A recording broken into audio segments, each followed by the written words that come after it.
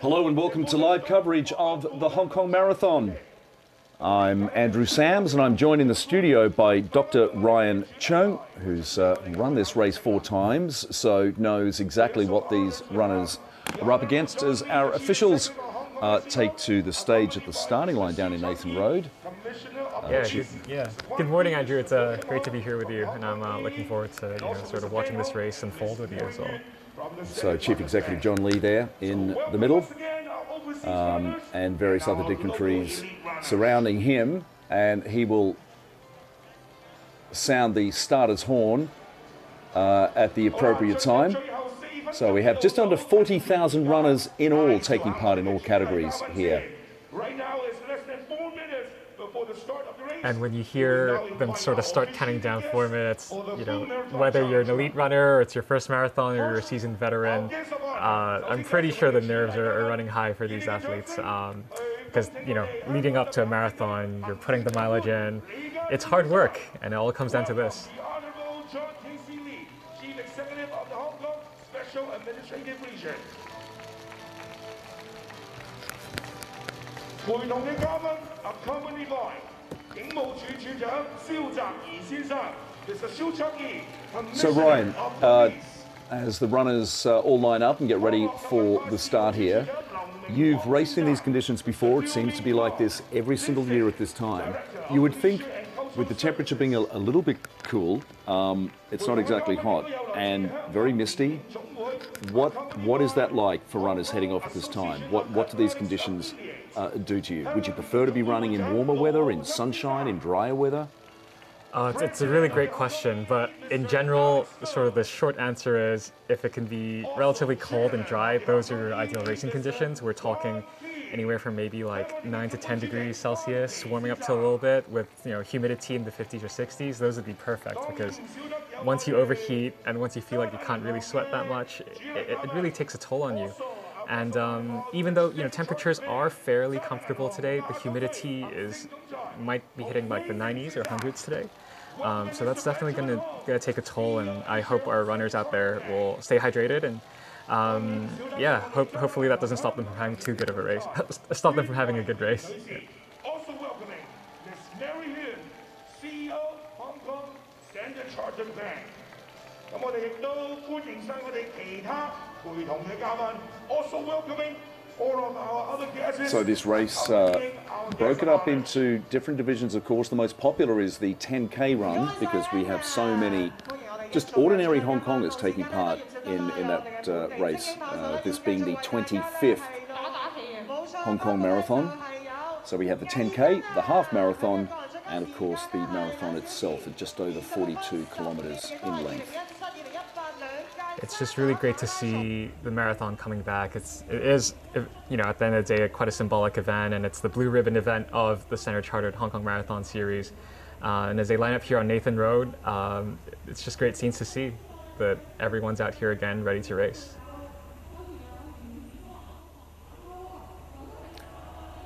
So you can just see the front line of those runners there, but of course the tailback is quite long, and it can take you quite a while even just to get over the start line. Absolutely, and the start line might seem pretty straightforward, but when everyone's sort of jostling for position, getting into their rhythm, it can be pretty risky sometimes when you want to sort of overtake someone. So I hope our athletes are going to be careful today and take it easy, and because there's so much running left to do in a marathon. So we'll probably have a map for you shortly, so you can take a look yourself at exactly where all the runners go. But if before that comes up, we have the start on Nathan Road, and if you can have a mental image of Hong Kong in your head, they head up Nathan Road, they come back around to West Kowloon, and then they head out toward the airport. And there is a length of the Tin Cow Bridge where they will then turn and head back toward Hong Kong, back through the Western Tunnel, onto Hong Kong Island, and a couple of little loops around there, particularly in front of the China Ferry. We're just getting ready to start.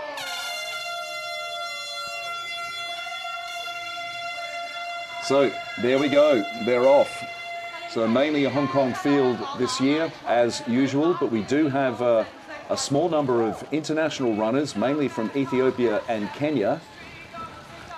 Yeah, and we definitely got a few of them sort of just charging out to the front, and it's great to see that the 2023 Standard Chartered Hong Kong Marathon is underway. Here we're just getting some shots of actually some local elites. In the orange, I think that's Wong Wanchun, and in the orange, a veteran of Hong Kong running, Guy Kamen. He's still running so strong, and I remember when he was still on the track, tearing up the track, and now he's on the roads doing the same. His personal best is at 2 hours 19, which is seriously impressive for Hong Kong. Again, this course isn't going to be the flattest or fastest, so it might be hard to break new ground, but I hope he has a good race nonetheless. That is a very good sign for Hong Kong. Absolutely, yeah. The first official marathon time recorded, which was at the 1896 Olympics, was just under 3 hours.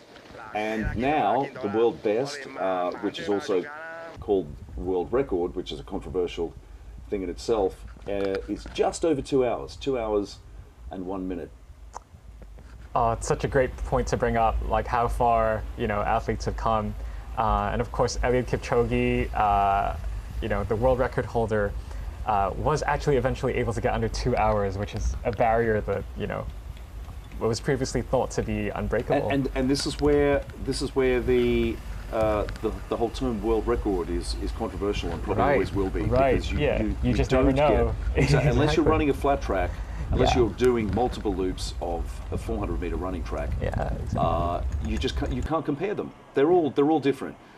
And Hong Kong is notoriously hilly. When you drive this circuit, if you drive around Hong Kong, you're heading out to the airport, you don't get an idea of the inclines when you're in a car. But how different is it, particularly when you're coming out of the Western Tunnel back onto Hong Kong Island? How bad is that incline? Again, that's such a good insight. And I love that you brought up the fact that when you're in a car or on a bus, you really don't notice that it's a very steep, almost insidious incline. It definitely takes a toll on you, especially once you sort of get to the tail end of the tunnel. It really takes a toll on you. And sort of the West Kowloon Tunnel, the West Harbour Tunnel isn't even the only sort of like incline. As they go onto the bridges, the various bridges, Stonecutters Bridge or Tin Kwai Highway, that's going to take a toll on your legs gradually. But it looks like our elite field will take care of that without much issue.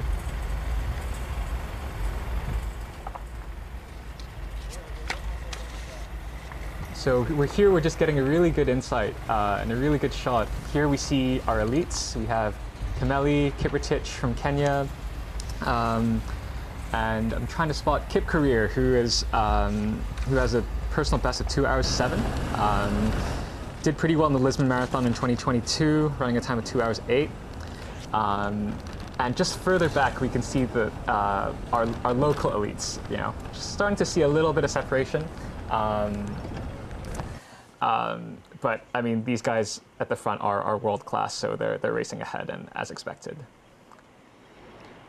So the international runners that we have here, the youngest in this field is Kipchumba at 25 years of age, and the oldest is Kiprotich at 31. No, in fact, Getachew is 32, the Ethiopian. So definitely a young and strong field. And it's actually interesting, marathon running used to be reserved for athletes after they had, felt that they had achieved their prime on the track, and then that would be where they transition. But now the trend seems to be that, the youngsters are taken to the marathon without going to the track. And that's definitely had an effect on the times, Back in, maybe 20 years ago, 2 hours 6 would be great. But now, the creme de la creme are running sort of the 2 hours 3, 2 hours 4. It's really exciting to see.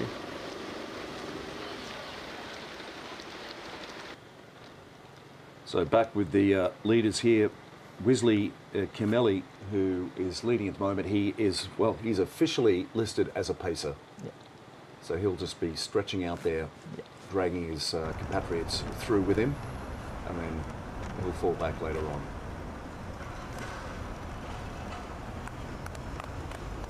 So still, as you can see, if you're a Hong Kong local, Still heading up Nathan Road.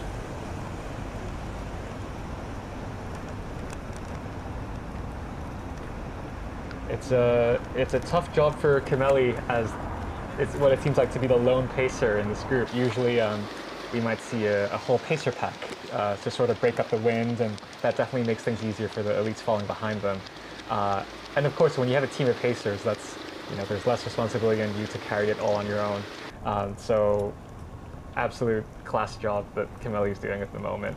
From your experience, Yeah. how much of an issue is the wind when you get up on, for example, the Airport Expressway? Mind you, in this sort of weather, of course, we're not going to have a strong breeze. Yeah. But they are elevated. They're out in the open. Is the wind an issue? Oh, absolutely. You really do feel like you're fighting even more of an uphill battle when there's a strong wind against you. But if you can sort of sit behind another athlete and take shelter, that will save you a lot of energy in the long run.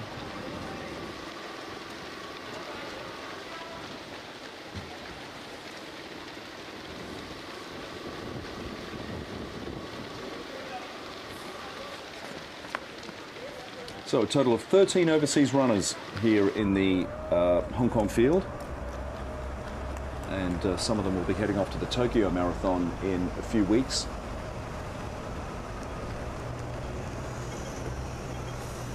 After acclimatizing to Asia here with the Hong Kong Marathon.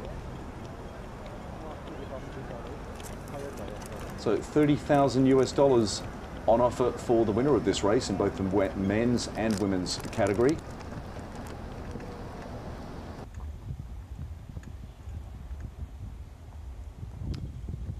And that puts it in a certain level of international races, Ryan. Sure.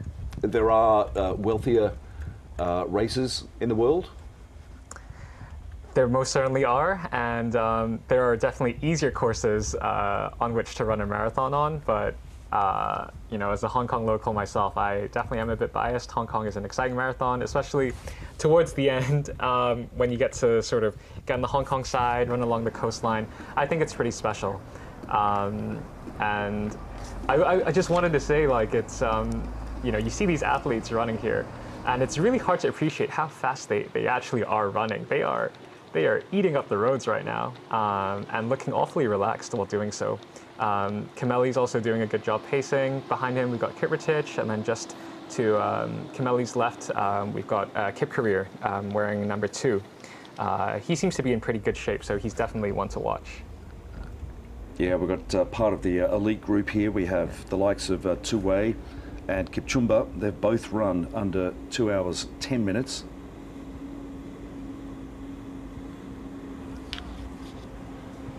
So talking about the inclines as well, which are quite a way off. I ran through the track before. Unfortunately, we didn't get a look at the map on the screen, but they do head out up West Kowloon, and they hang a left. So years ago, the Stonecutters Bridge wasn't there. Now they hang a left, they go over the Stonecutters Bridge, out toward the Tin Cow Bridge. Yeah. And even driving on the Stonecutters Bridge, you can see what a massive incline that is. Absolutely. That's going to be a very, very tough little section for these runners.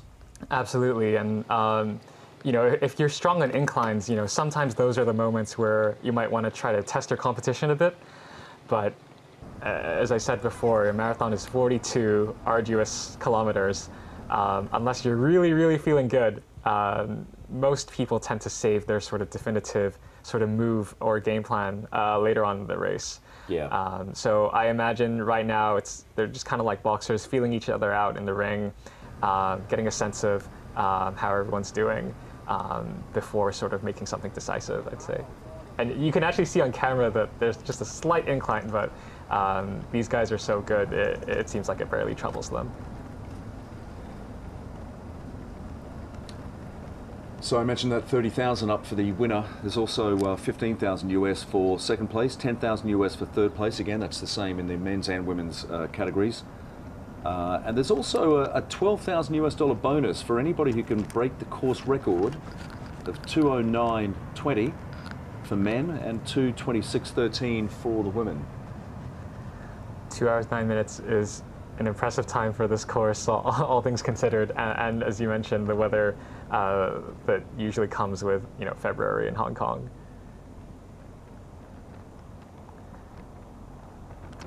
And now we're starting to see them start to get onto the highway now. There definitely is a slight incline, but it seems like they're showing not many signs of slowing down. They all seem very relaxed right now.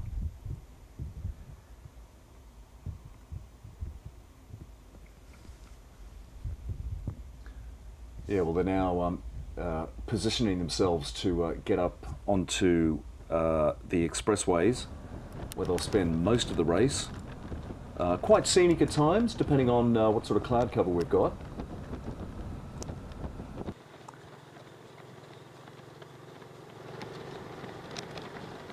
Like a lot of marathons around the world, unfortunately, it's pretty difficult to get the best scenic shots of a particular city. You're just not going to see it because they need as much flat track as they can, and so we won't be seeing the best parts of Hong Kong. The sun hasn't even come up, of course. It will look glorious as they cross the finish line, though. I'm guessing that today they'll probably finish around 2 hours 10 or 2 hours 15. So those scenes in Victoria Park should be very, very nice and should be a moment to remember for the winner, for sure.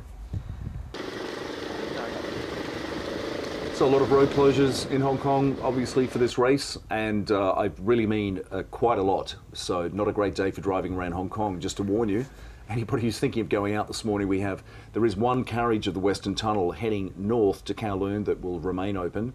The southbound, of course, is closed for this race, and we also have a section of the Eastern Corridor on the north of Hong Kong Island closed. You can access the Eastern Harbour Tunnel, but you have to go around the long way basically to get there. The Victoria Park area closed, Causeway Bay, most of the North Island roads through Wan Chai as well, all closed for the marathon.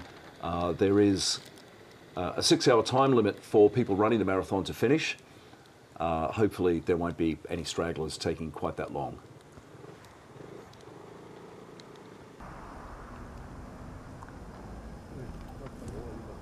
So the very first official marathon was held in 1896, but the current distance that we have was set in 1908, when Queen Alexandra asked that the race in London started on the lawns of Windsor Castle and finished in front of the Royal Box at the Olympic Stadium in White City in London. And that is why it's exactly 42.195 kilometres, or back then, of course, it was insisted on it being 26.2 miles. So that's a great fact, yeah. Yeah, that's where we get this exact Olympic distance. Excellent fact. This is also another really good shot. We can actually see the sort of local elites heading towards that turnaround point, and we also got the international invited athletes in the foreground. It'll be really exciting to see how our local elites do, because it does seem like in recent years the level of Hong Kong distance running is slowly but surely progressing. And since we had Christy Yu get to the Olympics, it seems like there are more and more upcoming athletes, so that'll be really exciting to watch. Again, with this lead pack, still not much movement, still everyone's looking fairly composed, essentially still the same group. And Kimeli again still out front with the lone pacing duties.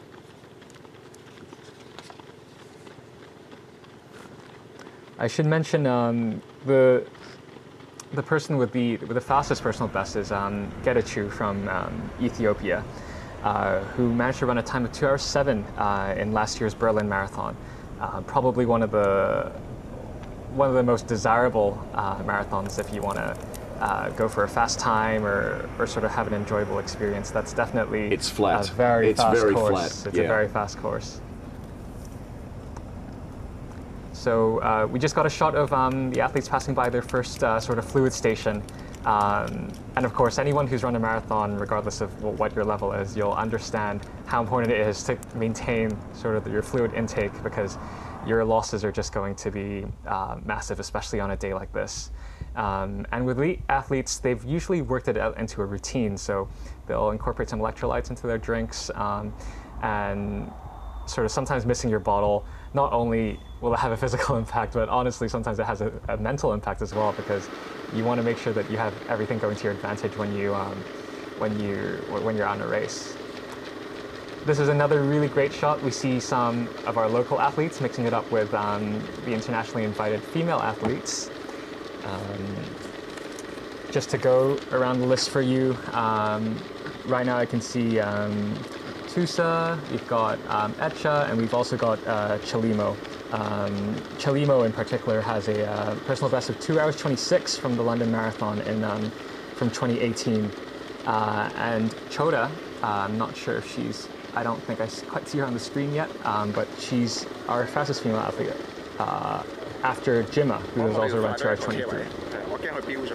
Yeah, Rose Chalimo is now 34 years of age, running for Bahrain, and she finished 8th at the 2016 Rio Olympics and has a personal best of 2:23.12. So Rose Chalimo, part of the gang of 6, if you like. There are 6 gold status athletes here, 2 men and 4 women actually. It's usually even in numbers between men and women for this gold status, but it's a little more mixed this time. But a gold label event requires 12 gold status runners. So the Hong Kong Marathon has 6.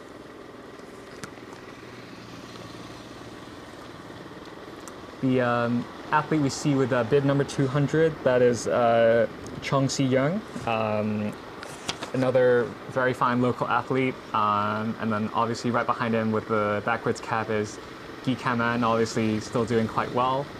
And then further back with the sun, oh, okay, we've changed back to the the lead group now. Still seeing the same kind of composition, Camelia in front, Kiprotich, Kip Career, so all our major players are still there. Getachew right there in the middle in a really good position. Not taking any of the work right now, just relaxing and getting through the early miles. We're starting to see one athlete dropped off, and I think that's Kip Career, or is that Kip 2? I think that's Kip 2.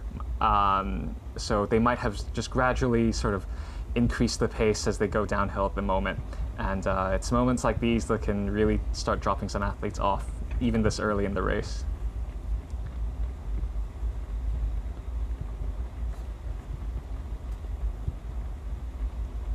And all of a sudden, you've only got a lead pack of 4 if you don't count the pacer.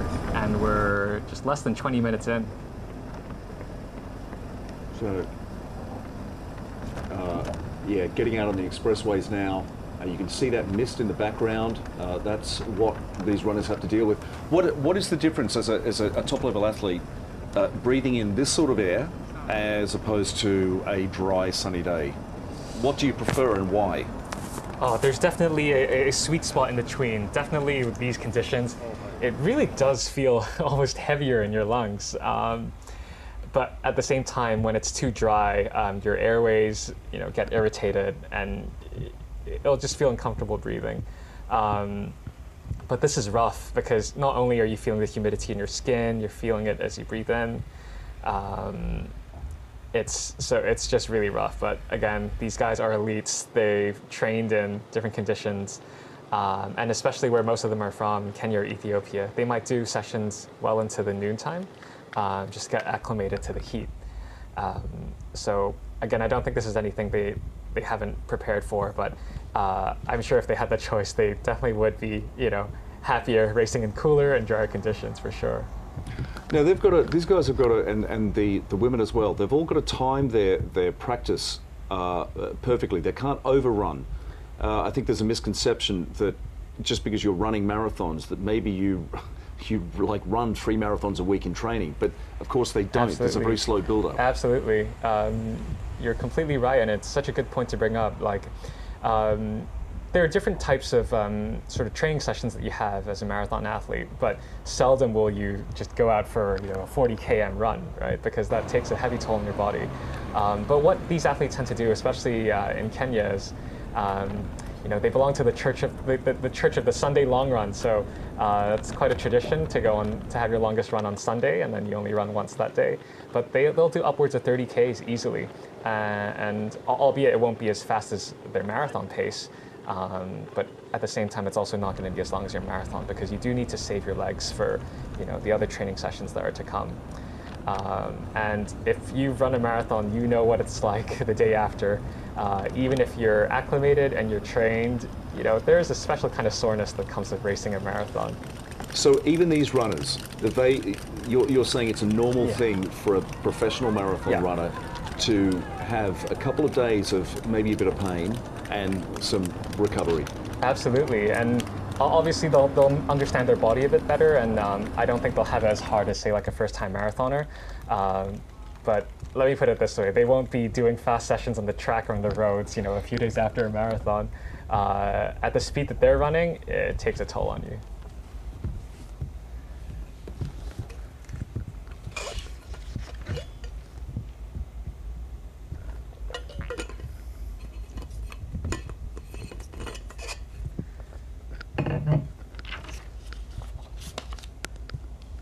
So one athlete we haven't mentioned yet is Geza, who's also sitting quite comfortably in the lead pack. So we'll keep a close eye on that as it changes. Again, this looks like a pretty brutal uphill that they're going on. Kameli just checking his watch, making sure he's right on track for the splits. But otherwise, the same lead group of 4. Kiptu almost looks like he's slowly starting to sort of wind the group back up, which is good to see again. Yeah, it must be a brutal uphill because we've both driven that in a car, that little section coming down next to West Kowloon, and you are physically coming down from a high off-ramp down onto the main road going back toward the Western Tunnel. So it's one of many brutal inclines here for these runners. Absolutely. So there's Rose Chilimo, closest to camera, just wiping her brow there. And it was so great to see mixing it in with the elite women or local male athletes. They all still look very comfortable, very encouraging to see. So this race has taken on many forms over the years. The first one actually went over the border. It was a cross-border marathon. Wow. Yeah. That was logistically very difficult to organise, of course. Oh, I can imagine. And we've had various start-finishing points out at Shingshui, Wanchai. It's changed, but they seem to have settled on the current route map and start and finish. It seems to be a permanent fixture because they don't really have any alternatives. If you, again, get up into the scenic areas of Hong Kong, it starts to get ridiculously hilly, and you can't run a marathon on that sort of course. Absolutely, and especially when you're starting out with crowds and crowds of people, you do have to make sure the roads are spacious enough. Here we're just seeing Getachew having a nice conversation with, I think it might be Geza. And sometimes that does happen in a marathon, especially if the guy behind you is sort of stepping on your heels. You want to tell them, hey, just be careful a minute. Or occasionally we might see athletes sharing their drinks, which is encouraging to see, and it's a sign of sportsmanship, even in such an individual sport and where they're essentially battling. There is still a sense of camaraderie because anyone who does 42 km with you, I do think that there's a shared level of respect there for sure. It's good to see that Kiptu is slowly catching back up on the downhill, and so our lead group is suddenly back to 5 again now.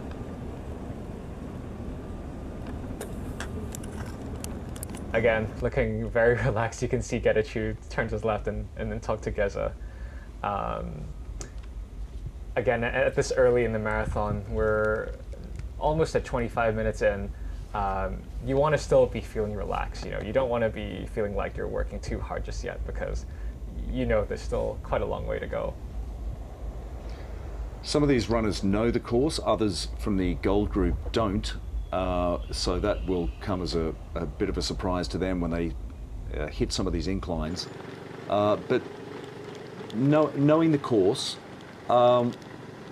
what is the point, do you think, at which they think, okay, got to go for it now? It's all or nothing. Oh, that's such a good question. I think obviously it depends on the individual strength of the athletes for one, and two, it depends on your competition and how many are with you. I'd say that if I were really good on inclines, I may use the section coming out of Western Harbour Tunnel to really just sort of make my move there. To basically try and kill off your main rivals, get away from them. Yeah, but it is a bold move because when you get to Western Harbour Tunnel, you still got a few K to go. You still got maybe sort of like 5K-ish to go until you're at Victoria Park. And we have seen some instances in the past where athletes are leaving it to the final stretch, as they pull into Victoria Park and they can see the finish line. Sometimes you'll still have a group of 2 or 3 sprinting it out. So oh, absolutely. Yeah. And we've seen over the years, we've seen some incredible overtakes, some super exciting moments particularly around the North Wanchai area, around the convention centre, anywhere around there. Runners being overtaken, losing the lead, and I would predict that is the stretch where we're going to see that sort of thing happen. And I definitely look forward to those moments. In a marathon, it's you don't have many chances to make very decisive moves. So when you do go for one, you really do have to put your all into it. And it's crazy that sometimes a battle over 42 km can come down to a battle of the final stretch, a sprint essentially. So Rose Chelimo, we should point out, running for Bahrain, but is of course from Kenya originally, Kenyan born, and the Bahrain Athletics Association has, for at least the last 20 years, has been, well, not poaching, but attracting Ethiopians and Kenyans to their athletic program.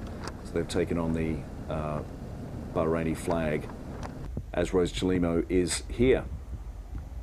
And in fact, she's been representing Bahrain since the 2016 Olympics. Yeah, it's interesting to point that out. And suddenly, the level of Asian athletics, over the years has gradually improved, and some of it probably is because of increased competition, really, and having athletes from Kenya or Ethiopia running for different countries. They really are at a different level when it comes to distance running. And of course, we have some major powerhouses in Asia, most notably Japan, where the depth of the athletes there in the marathon is alarming. They are so good, and there are so many incredible marathon athletes that it'll be really exciting to see how Asian athletics continues to improve. And I'm hoping that can include Hong Kong as well eventually. So again, this is a really good shot. We see Bib 170, Yu Hinhua, looking very composed as he sort of goes side to side with Chelimo. And it looks like they're moving at a really decent clip as well. Other major local athletes, Kikaman also still looking good there. Ryan, another challenge for runners in this race is because you are on the expressway a lot of the time. You're not constantly clicking past major landmarks because you've had various races over the years where people have used like a tracking tactic. Robert Di Castella in the 1982 Commonwealth Games in Brisbane took a stopwatch with him. He'd run the course before, he'd walked it, he knew exactly where everything is, and he had a plan. He set a time and thought, okay, if I can be at X corner or X letterbox or this tree at the end of the park, by this time he knew that he could beat the Kenyans in the field. And that's what he did. He stuck to that plan. It's a little more difficult on a, I wouldn't say monotonous, but an almost endless course like this, where everything basically looks the same. You're absolutely right. And I think especially with these long stretches of expressway, it can take a mental toll, because sometimes it can feel like you're just running towards the horizon and you don't really know where you are. The other thing is, marathon running is so dependent on so many different variables. You could have the perfect day, but if something's off, you really might just miss your split, which you might, in otherwise good conditions, usually hit. So I think especially when there's so much at stake for these athletes, they really did come here to win. They're going to be more intent on sort of feeling out the group and making sure they put themselves in a good position. And of course, chasing a time is nice, but I'm sure these athletes are here to win. So for today, positioning is everything, really. Kip 2, who was struggling a little bit earlier, seems to have settled well into the group, and he's just off to the side. And I'm not sure if you can tell, but they're definitely, again, we're back on a gradual incline. Get there, get a choose, just checking his watch, making sure he's doing good. He's right up on it with the pacer, and just now you saw a little gesture from him. He's almost kind of egging Kimeli to go a little bit faster because maybe he's feeling good, and it feels like Kimeli might just be going a little slow for him. Well, you can get an impression now. You can understand how much altitude they've gained. Look at this. They're running past the Kwai Chung container terminal over the Stonecutters Bridge. And they're, I'm sure, thinking, why did they put this bridge here? Because it is so steep. And in fact, a lot of people in Hong Kong have over the years wondered why they put this bridge here. Very controversial, a bridge that wasn't needed by some accounts. But it is so highly elevated above ground level. And they'll hit the peak of this in a minute, and then they'll have a nice downhill run into one of the tunnels through the mountain and then back onto the expressway. There you go. Again, Kwai Chung in the background, and they are very high up off the ground. Again, a really good insight. And I really do enjoy those shots where they're being filmed from the side, because not only can you see, one, how elevated they are, but two, how fast they're moving. Like, that's honestly one of the views where you can get a sense of sort of the speed at which they're going at, because you can see how quickly the background goes by. Again, Getachew still looking very relaxed, Kip Rotich as well. Kip Career now is just on the back of that group, looking maybe a little tense. It seems like they haven't really slowed down at all. They're really going for it now.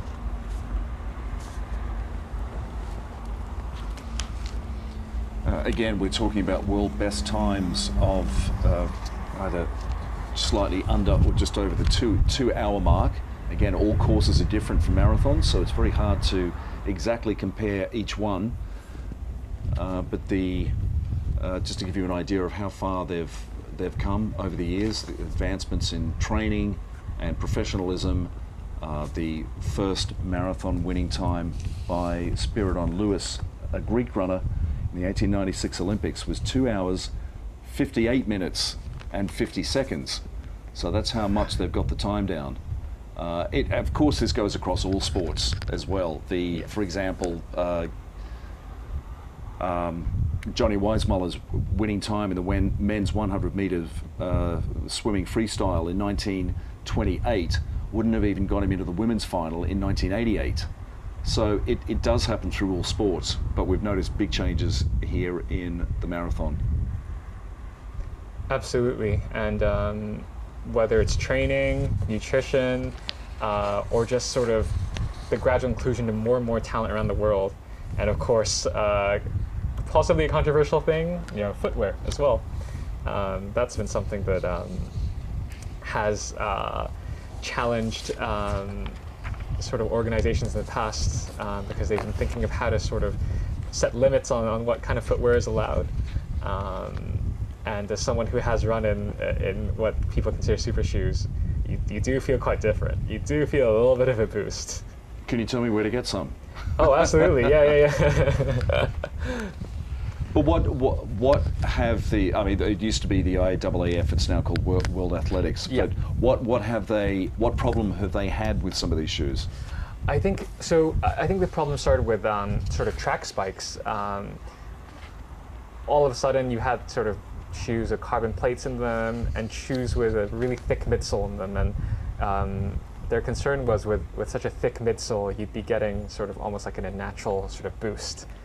But obviously, defendants of these super shoes have sort of rebutted by saying, I mean, at the end of the day, like they're shoes. If all athletes have them, then that's not completely an unfair advantage. And so some of these shoes have been officially banned.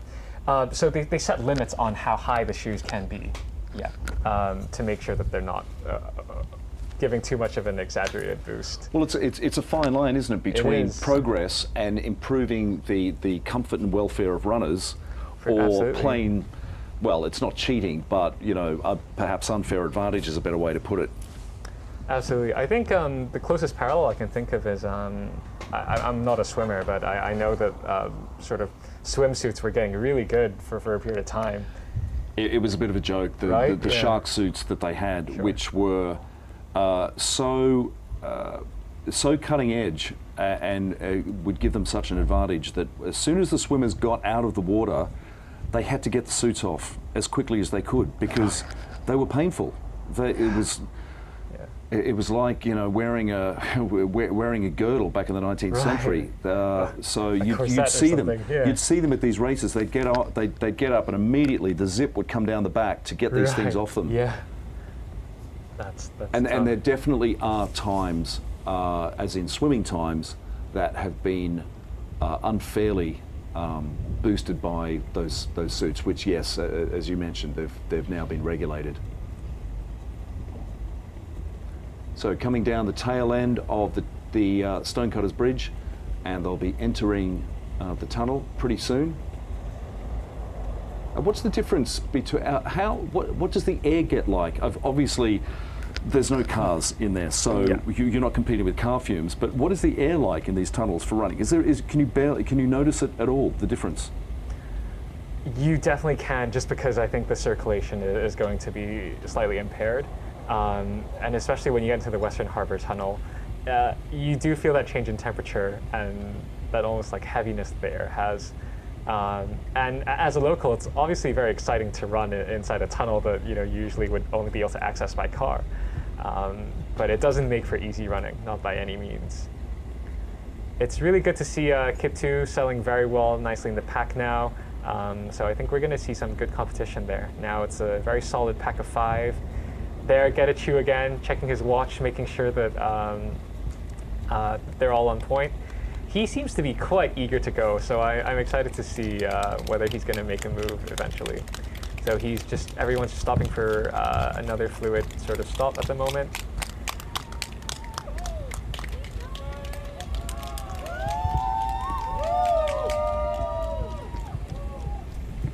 Well, I can tell you these volunteers here would have had to get out to those posts very, very early this morning because the roads started to be closed last night at 11:30 p.m. and that's when the setup started. Driving here to TVB this morning was rather a tricky route with several major roads out of action. Got here in the end though. But yeah, to get set up there, they would have had to have been there probably by at least 4 this morning, I'd say. Yeah, I mean, I'm glad they're there, and I'm also glad you made it here, Andrew. Yeah, me too. Likewise. Okay, now they're in the tunnel. And we'll get a better look at everybody with the lights on now in the tunnel. Sun still hasn't come up yet. And if you've just joined us, you're looking at our leading pack here for the 25th Hong Kong Marathon.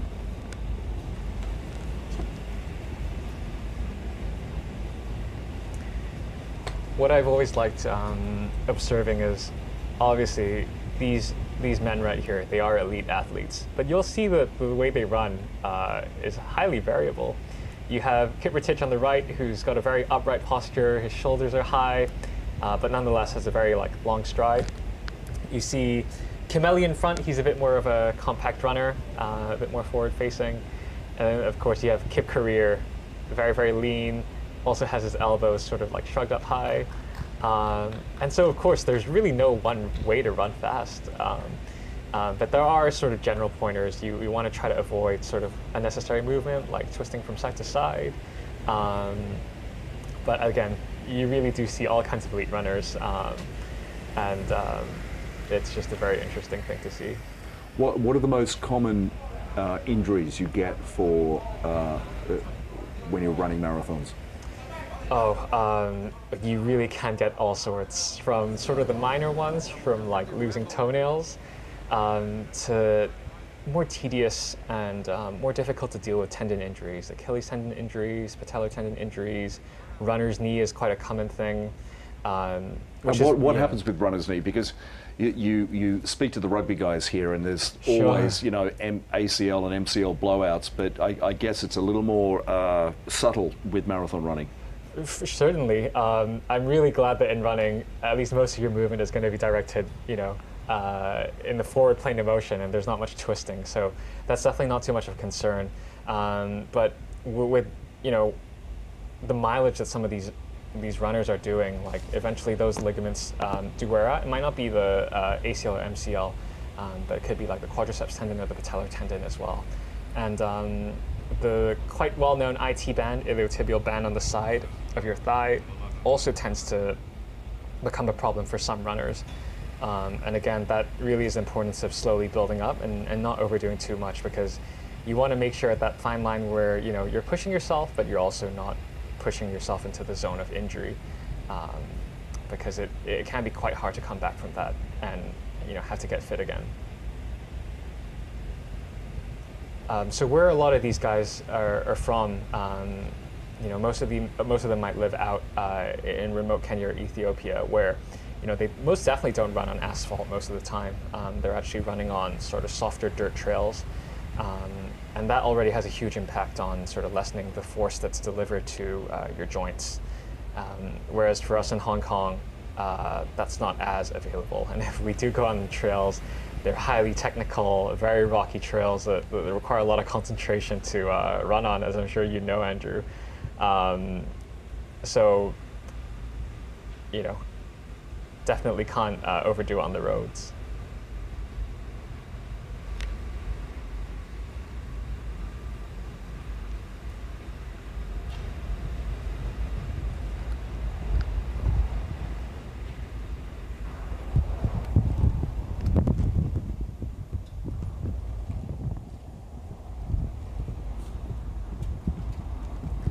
Just exiting Nam Wan Tunnel right now. Again, they're faced with another slight incline, but these guys are handling it just like another day in the office, really. So in that pack just out to the left is Geza of Ethiopia, 30 years of age, I should say. And he has a personal best of 2:07.19.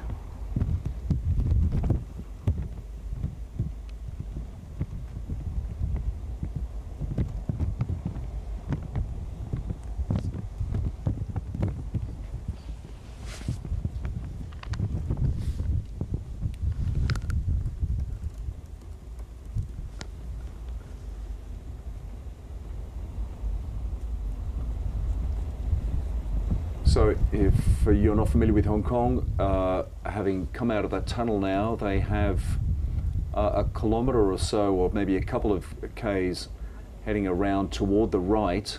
They will come and then they will head not over the airport bridge, but over the Tin Cow Bridge, which takes you out toward the tunnel that takes you then out to Yuen Long. But of course, they're not going to go out there. They'll just do a U-turn at the end of it and then head back the same way.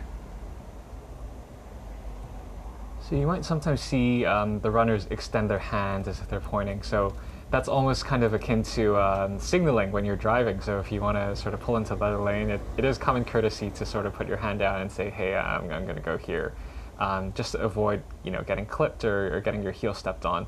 But of course, sometimes there is a bit of gamesmanship involved. You know, when you're jostling for position, it's not always possible to sort of signal that well ahead. But again, that probably was just for getting closer to the drink station. And again, you know, there is definitely some sort of camaraderie. You might see these athletes like share bottles during a race, which is also good to see. Yeah, I mean, look at that. So many Kenyans. We have tens of thousands of runners here. And what do you end up with? At most marathons, to be honest, a very small bunch of men or women out the front who all know each other very, very well. Absolutely, and again, it's a battle, but you know, at the end of the day, I think there's a lot of respect for fellow competitors, especially for, you know, a sport that's as difficult as marathoning. It really can be tough out there. Again, another brutal uphill. Getachew just trying to get a gel in to keep his energy up. They're all starting to rock a little bit, and of course that's because the slope is kind of higher on one side, but it's not easy. And you know, this is probably the first sign of exertion that I've seen from this otherwise very elite group. These hills will do it to you. So we're just getting our first glimpse of light there in the background.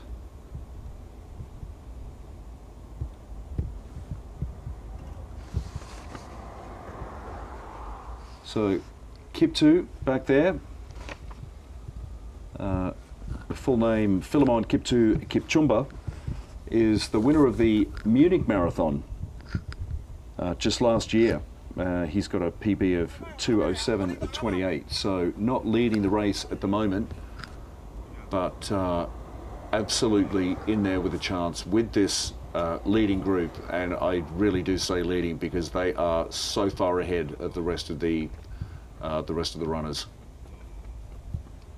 Definitely, Kiptu does look comfortable, even though initially we did see him falling off to the back, but maybe he was just settling into his rhythm. We're starting to see some separation actually between this group. Kiprotich does seem to be the only one going with Kameli, the pacer. We're just past 16K. We're at about 46 minutes, so definitely moving at a decent click as we go up another hill.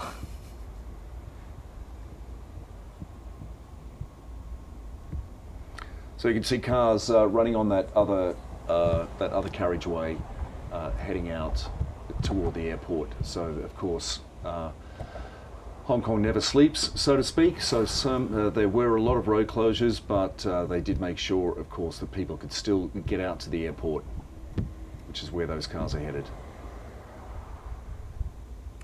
Kip career is starting to struggle a little bit. You can see his arms are sort of held quite high. He's definitely straining, and here's hoping that he can slowly work his way back into the group. So Ryan, at this level, you still, you hear people say, my biorhythms just weren't there that day. You can get top level runners. How common is it that it's just, you can be, one of the top in the top 5 or top 10, and it's just not your day. You're literally just not feeling it. That's the brutal truth, honestly. You could have had, the best training cycle that you've ever had, hit times that you haven't had hit in training before, and on the day, just something feels off. You don't have it. Maybe you're not rested enough. Maybe you had a bad night's sleep. Maybe you suddenly feel a pain creep up, your knee or your leg, and it's just brutal in that way. That all of your hard work and preparation, it really does come down to one day. And so there's definitely an art to timing everything. Okay, we're starting to see a little move now. I feel like Getachew just now surged a little bit to the front, and everything's kind of settled a bit. I mean, is Kameli going to try and stay in front for as long as he can, or would there be a tactical point where he thinks, that's it, I've done enough? He should have been assigned a distance to go to, but we haven't really gotten information on that as to sort of how far he's been assigned to go, and also at what pace. And so I think he really is just, he really does have a very hard job of being the sole pacer. But it seems now they're really moving at a decent speed. A lot of times, sometimes they'll have a bunch of pacers go to halfway, and then some pacers will drop off, and then the pacers who have been behind the leading pacers will then take up lead duties, and they might go to about 30K. And afterwards, they'll let the main athletes battle it out over the last 10 to 8K. But having them there really does allow sort of the athletes in the main competition to sort of maintain their reserves and really let it rip when push comes to shove and they have to really battle it out. So you've run this race now 4 times. Yeah. What would be your ideal preparation for this race? I mean, you can only take on so many fluids. I guess a good night's sleep is a good start. Absolutely, and assuming that you put in all the hard training, towards the last 2 weeks, it really is just about winding it down, feeling good. Carbo loading is a thing, and also familiarizing yourself with the environment as much as possible. And of course, as a local, like, we have it easy here, but you're never really going to get used to sort of running on these expressways that you can only drive on. And I'm sure with these guys, when they've raced, so many times, the nerves, you might still feel them a little bit, but I'm sure they're able now to channel it as some form of energy. So they've just passed the halfway mark. Almost. I think they're going to come back. Coming back. In fact, we just take another look at that map. It's a shame we can't get it up on the board. Yes. So there is a little spur, if you like, that they've just done. I think at so they just start to go toward the Qingma Bridge, but then they do a little loop and come back, and then back over the Tin Cow Bridge.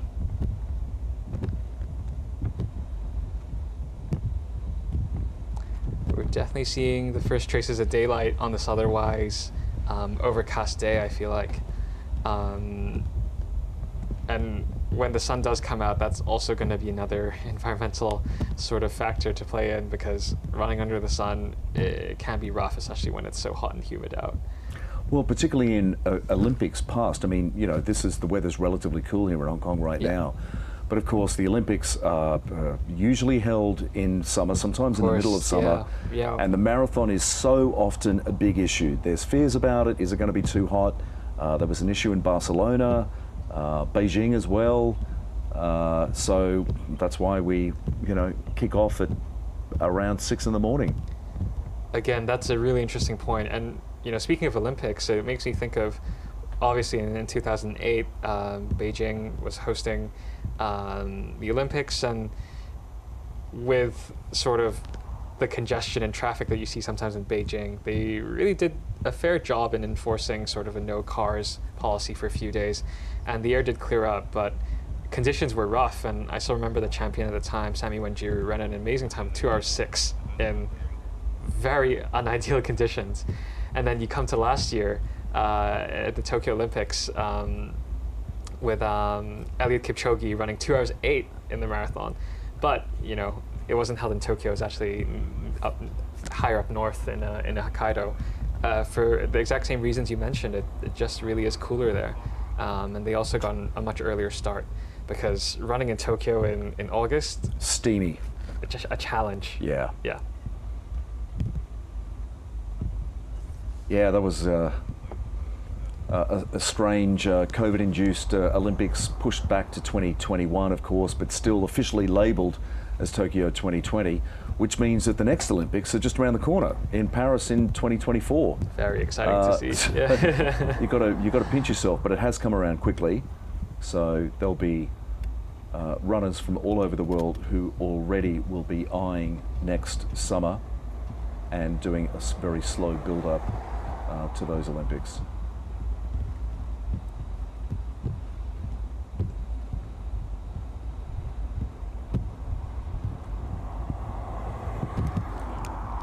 So what risk do you have at this stage of the race of actually missing a water break? Like, thinking, no, I'll go to the next table and then there's no water. How often does that happen? So fortunately, because I'm sure these volunteers have done such a great job, it'll be hard to miss water. But what's probably more important for our top athletes is they'll probably have their own customized drink bottle. And so really, sometimes you just can't approach the drink station fast enough, or the person handing you the bottle might not realize that you're already here, and you might miss it. And it certainly happens, but more often than not, I've seen athletes being able to share their drink.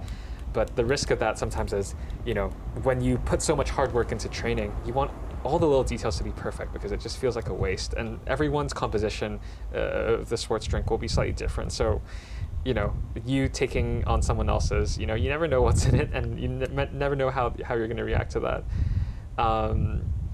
So one of my favorite sort of insights regarding this is when Eliud Kipchoge was going for wins on the Berlin Marathon, he had a very special friend, I think he was called Bottle Klaus, who he was the designated guy to hand him off bottles.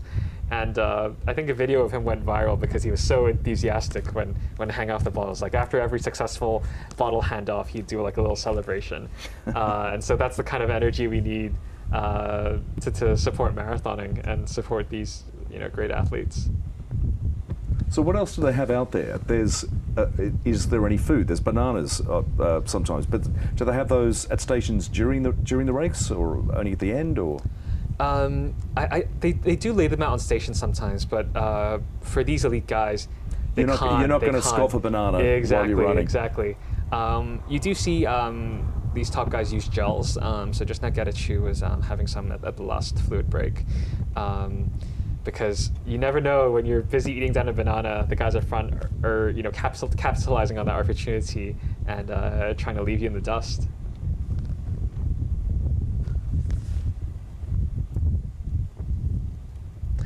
Kiprotich is also working quite hard. You can see that he's not really hiding behind Kimeli. He's courageous, he's strong, he's ready to face the wind. But you never know how that's going to play out. You never know how that's going to unfold, because him being in that position will cause him to expend slightly more energy. Whereas you can see that Kip2 and Getachew are tucked in nicely behind the pacer. So races like this, having a pacer is of course so normal and so acceptable, but it has, particularly for the Kenyans, in not necessarily in marathons, but middle distance on the track at the Olympics, has been a slightly controversial issue. Being accused of running as a team, blocking other runners, using a pacer too much. There was one point, the Barcelona Olympics, there were 2 Moroccan runners who were accused of running as a team, and it got so bad that one official, and he shouldn't have done this, but you can kind of understand why he did, actually stepped onto the track and grabbed one of the Moroccans by the arm during a race, an Olympic race, which was highly unusual, but that is how bad some of the officials thought that it was getting. But this here, Kimeli, it's just normal. Yeah, absolutely. And the odd thing is that just for most major marathons, you really will have a team of pacers, because it really can be quite an intense job for one person to handle. And going back to the track, nowadays I feel like what you mentioned has just taken on a modern form. But the difficult thing is that to have a teammate act as a pacer means that they're giving up their own race, and they're athletes that have through their own merit and hard work have been able to qualify for the Olympics. Whereas if you're in sort of the pro-European circuit, you might still get paid as a pacer. So when it comes down to team spirit in the Olympics, especially in running, yeah, it's asking a lot for a teammate to have to give up their race to pace you. But the Kenyans and the Ethiopians, they really take pride in securing those medals. So for them, it really is anything to get that gold. So that is literally a big turning point just there at the far end of the Tinkau Bridge. And I think we're slowly going to see things heat up right now. Again, we still have the same main group, but we are heading swiftly to halfway now. Getachew, again, doing a quick watch check. For me, he seems to be quite eager to go, so he's definitely one to watch. But I would say that most people still look strong. Cape Career, I was getting the sense that he was struggling a little bit coming out of Namwan Tunnel, but again, he seems to be doing fairly well in the back of that lead group right now.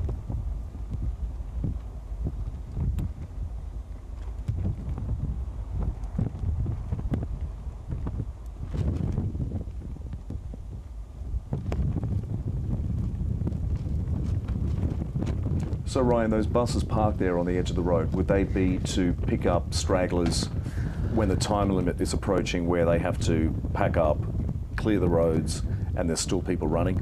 I think so. I think they're standing by.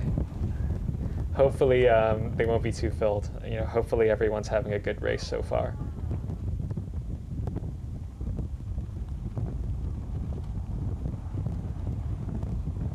So a 6-hour time limit from a 6 o'clock start.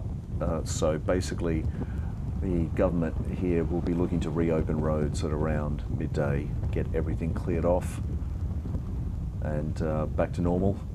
Only happens once a year though, so I think everyone can bear it. And there's such huge participation here in Hong Kong, again, particularly with the 10K, and quite inspirational as well. People who maybe have never run before, they've never run a race, and they'll start with the 10K, maybe later if they enjoy it, they'll move up to the half marathon years later, but the 10K is the super popular one.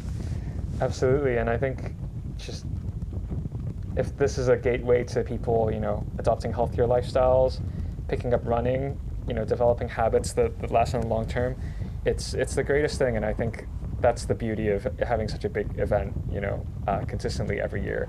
Of course, you can have these elite athletes here, but I think for me, you know, another very special component is that mass participation. And, you know, when you're there on that day, you're in Victoria Park lining up or on Nathan Road lining up, you do feel the spirit, and it does lift you up. We're just starting to see a little bit of separation, again, in the lead group. It doesn't seem like anyone in the lead group is too keen to go with Kameli at the moment. They're quite content with their own pace, so we'll see how the race plays out from here. So already you're seeing a huge boost to the Hong Kong Marathon as Hong Kong exits COVID, hopefully. Faster would be better, but 2 years ago there were no overseas runners in the Hong Kong Marathon at all. It was held under strict COVID conditions. You've got to wonder why they bothered at all. It is rough because when everyone is so tightly packed, especially at the starting line, it really is hard to adhere to, you know, the standards that have been recommended or the standards that have been in place. It's just really great to see a return to normalcy and to see these great guys here back battling at it again, and to see facilities being reopened, whether that's tracks or just, you know, roads for people to run on. It's something that was sorely missed. Yeah, we did have those couple of crazy weeks here where you were told to wear a mask even when you were outside hiking. Thankfully it didn't last too long. I think that happened twice for about 2 weeks at a time. And thankfully that has gone forever. Exercising outside without a mask is now the norm. Going to give some more credit to these amazing volunteers cheering on our lead group. And I'll be excited to see if there are sort of bystanders when we get back to the more urban areas cheering these athletes on, because it's always, as an athlete like that, even if you don't know them, you know, you do get a little boost from people cheering you on. And obviously in cities where marathon running is bigger, you know, I think of Tokyo, the environment is really in something else. And so if that's something that we can, you know, gradually incorporate into Hong Kong, I'm sure that'd be another little thing to make this event a little bit more special, I'd say. Yeah, I mean, the crowd participation in places over the years like Rotterdam, Chicago Marathon, huge, of course, London, massive, yeah. Tokyo, yeah, another big one.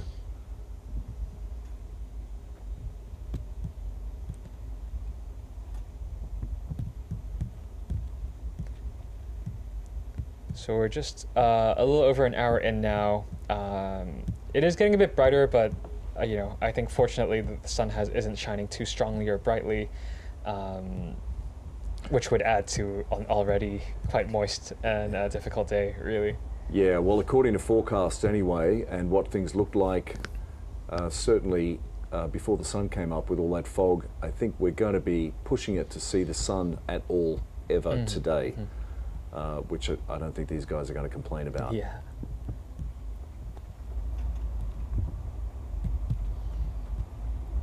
So you can tell once they're going on the downhill, everyone does look a little bit more relaxed. But at the same time, you know, when you're just approaching halfway, you know there's still quite a lot of distance to go. So everyone's still very measured right now. Everyone's still very controlled. So we'll definitely keep an eye on the dynamics here.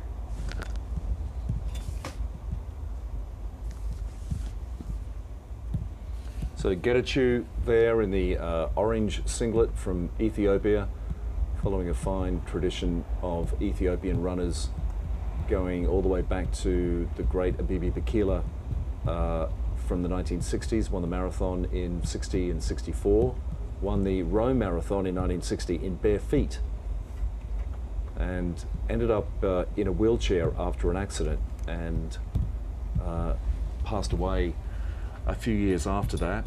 His wife said he died of a broken heart because he couldn't run anymore.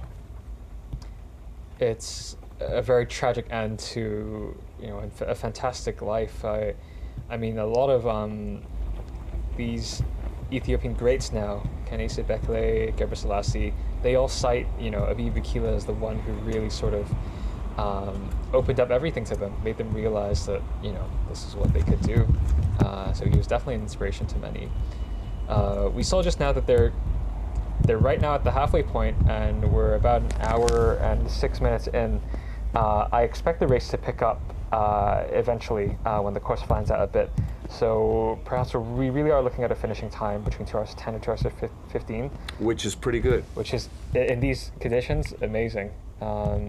Because it really is in the course for setting personal bests, unless you're in fantastic shape, I would say, just because of the again. Look at that. Look how high they've come up. Yeah. It's got to be one of the, you know, again, you don't associate a freeway course as being hilly, but it is, and it's got to be one of the hilliest marathon courses in the world.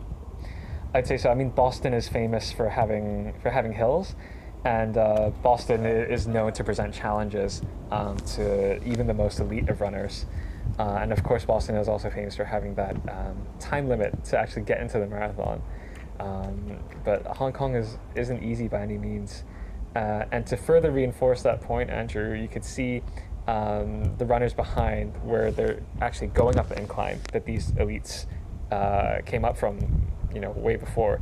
You really can appreciate how high they've climbed, going out onto the bridge and everything. Again, everyone in the lead pack still looking like it's another Sunday long run, really. But they most certainly won't be feeling that way because they know they've got a race on their hands.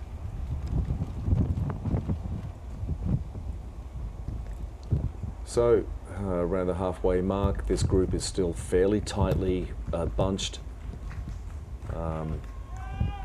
What would you say is the average distance for there to be a breakaway, for some of these runners to start tiring out and thinning out? 30, 35 Ks? Oh, it's so variable. And it really depends on so many things. You know, it depends on how you're feeling, how the group is, how you feel like the group is handling everything. If you're particularly confident, I have seen people go at even sort of halfway and hold it all the way to the end. But I would say 30, 35K might be a bit safer. And I wonder when we're going to see it for today's group, because everyone's still looking fairly composed. We do have some standouts in Getachew and Kiptu. You know, they're both 2 hour 7 guys. But again, just because it's your personal best doesn't necessarily mean that, you know, on that day you're going to have the quality in you, which is what makes, you know, the sport exciting at times and athletics exciting at times, because you could have run, you know, a world record time in the past, but it comes down to how you are on that day. Yeah, but for my money, I think, yeah, Getachew is definitely looking good. Kiprotich is also looking strong. Kip2 behind them again, also looking quite relaxed. Well, the course records were both set in 2019, so pretty recent. Kenyan Barnabas Kiptum holds the men's record of 2:09:20, and Belarusian Vola Mazranak holds the women's record of 2 hours 26:13.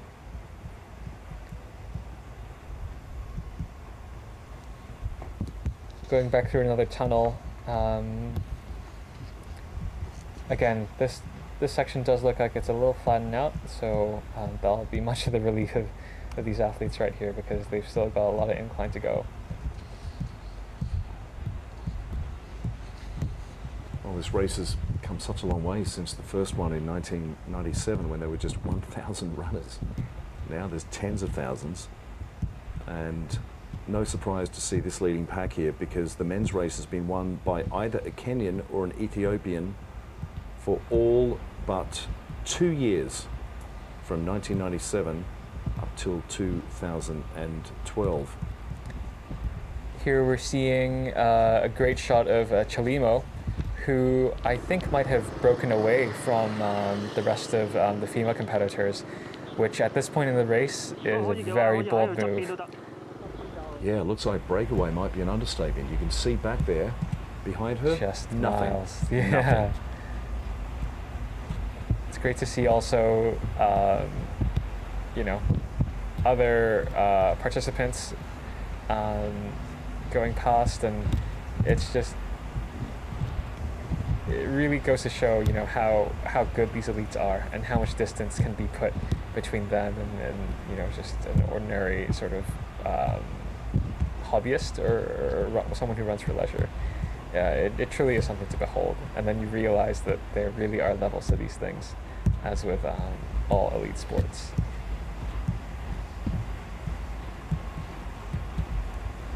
Kimeli starting to rock a little bit. I'm not sure if he's starting to feel the toll of taking on sort of lone pacer duties. But again, everyone else in the group, again, still tightly bunched.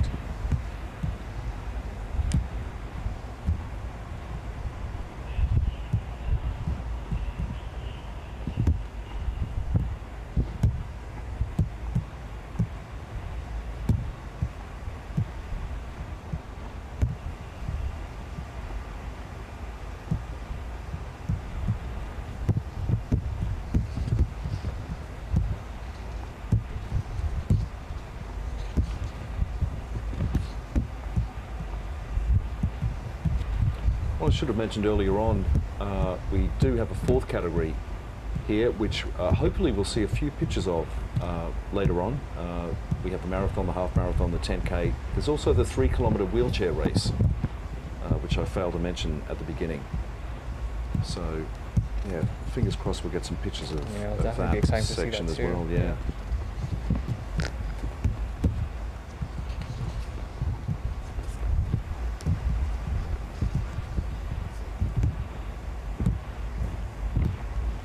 Yeah, so I mentioned those bonuses before, $30,000 US for the winner, but also a $12,000 bonus for breaking the course record. And we also have a special time bonus, finishing the race below the prescribed time. That's a $10,000 bonus. Certainly good incentives, but conditions today aren't ideal, but you know, these athletes do seem like they're in very good shape at the moment. So we'll see how close they can get to that. I believe they're in Cheung Tunnel right now, and as they exit, they'll be back on the highway, and then they'll bring them back onto the West Kowloon region. And again, when they come back out of that Western Tunnel onto Hong Kong Island, that's when you do actually see some shots of Hong Kong City itself. That's when the race and the pictures get quite a bit more interesting.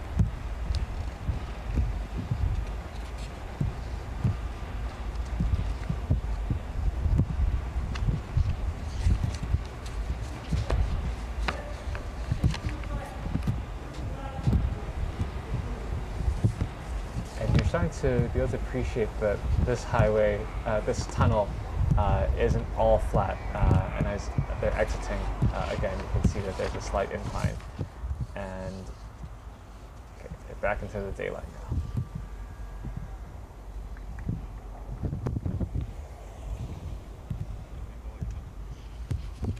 You'll notice that sometimes on a difficult section, when you don't want people drafting you, they'll actually spread out, so you're not being used as a pacer, and so it feels like it's more fair that way. Chalimo, again, looking very composed, just out there on her own, probably having already put some distance between her and the rest of the female chase group.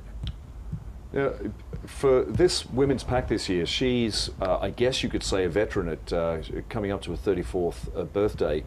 But of course, you can still be at an elite level with marathon running after that. What do you think the limit is for these road runners?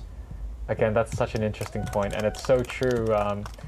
Obviously, the first instance of a more mature marathoner we saw in the great Ethiopian Haile Gebrselassie. He was running almost into his 40s and still running very, very fast times.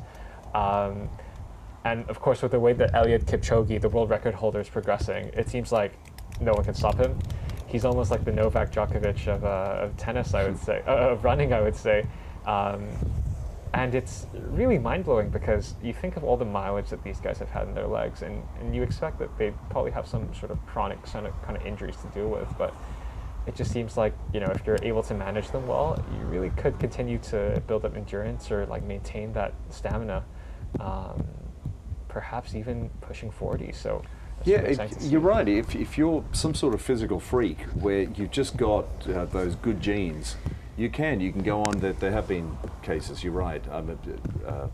Federer, Djokovic, Nadal, all these players that are playing remarkably late, and it wasn't like that for a long time. A couple of footballers have gone up close to the age of 40, but Rose Chelimo, she ran 2:26:03 at the London Marathon, but that was back in 2018. So, has she passed her best? Not sure, but still certainly running at the top level. There she is, again, born in Kenya, running for Bahrain.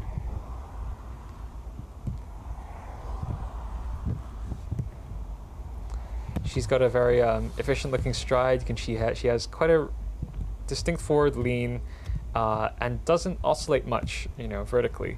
And this is again a great shot. You can see how much distance she's put between her and the next competitor behind her. Meanwhile, our male lead pack, again, working hard now on Tin Kwai Highway, still trying to get those hills out of the way before the battle commences.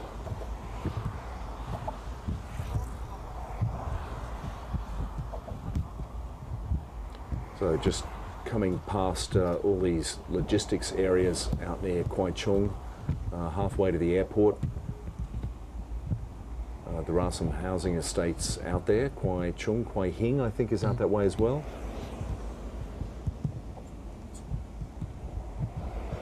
As the race has progressed, you can see that when Kip Courier is struggling, you do see that his arms are a bit more flexed, whereas on the right, you see Getachew. His arms are swinging in a quite relaxed manner.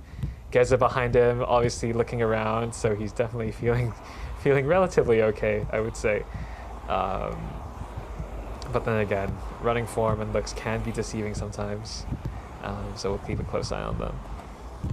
Kimeli still out in front, doing a remarkable job as a pacer.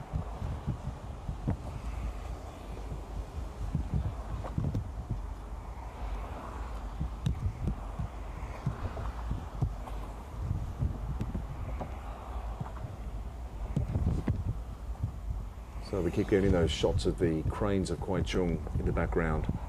Hong Kong, or Kwai Chung, used to be the third biggest or third busiest cargo port in the world. It's slipped down the rankings. I think Shanghai is now the busiest, but it's a massive area of logistics and container storage and cranes out there as we follow Rose Chelimo out on her own. And it's really difficult, actually, front running, especially when you have so long to go, because one, you've got to maintain your own pace, you've got no one to feed off on, and you never know when someone's slowly going to, you know, creep up on you and overtake you. So it's definitely not easy, but if you're feeling good and you're decisive, that really could be your strategy to win. Yeah, it's unusual to see her out that far out in front, because it's not like she's the only international star here. There are 6 gold category runners, 4 of them are women, so there should be even more reason for her to be chased by any number of these other runners from, well, again, she's representing Bahrain. The rest are Ethiopian, the rest of the top women runners from overseas. again, great to see the overseas runners back. Now we're seeing Kimeli just fall off the lead, and it's actually Kip Career who's taking the lead now. So I think Kimeli might be stepping off soon and leaving the marathoners to battle it out between each other. So again, Kip Career and Kiprotich assuming front duties. Kiprotich is just looking at Kimeli, almost as if to say, hey, you're supposed to be pacing us.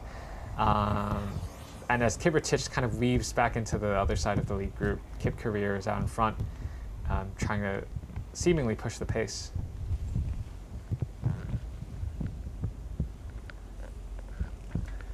And that's a close-up of Kip Career looking very focused. I think we're starting to see some separation as well now. Kiprotich just falling off that lead group. And as you can see right now, they've assumed almost like a single file formation. And that's definitely a telltale sign of someone having picked up the pace. And it really is, to my surprise, it's Kip Career, despite him looking like he was struggling. Getachew following in close order behind. And then behind him we have Kiptu and then Kimeli. Yeah. Seems like our first casualties are Kiprotich and Geza, actually, even though they're still sort of conversing with each other. Yeah, they're both having a chat, but there is now for these men anyway, quite a sizable gap between that front pack and the trailing two, also part of the overall front pack. Kip Career has a personal best of 2 hours, 7 minutes and 43 seconds. He has raced in Hong Kong before, just once though, that was in 2019, where he finished 12th. And it's very brave of him to sort of try to break the group on an uphill, but perhaps that's where his strengths seem to lie. And you can tell he's really picked things up now. He has really dropped Geza and Kiprotich. And even Kiptu now seems like he's just hanging on. Getachew again, I think, could be a danger man. He's falling in close order behind. Back to Chalima now. She's just exited the tunnel. Looking down at her watch a little bit. This is by no means an easy route.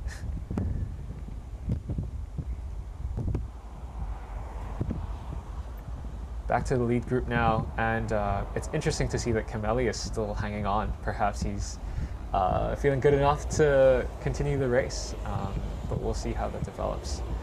Again, very bold move by our leader right now, Kip Career, trying to put even more distance between him and even the chase pack. And all of a sudden, we're down to a race of 4.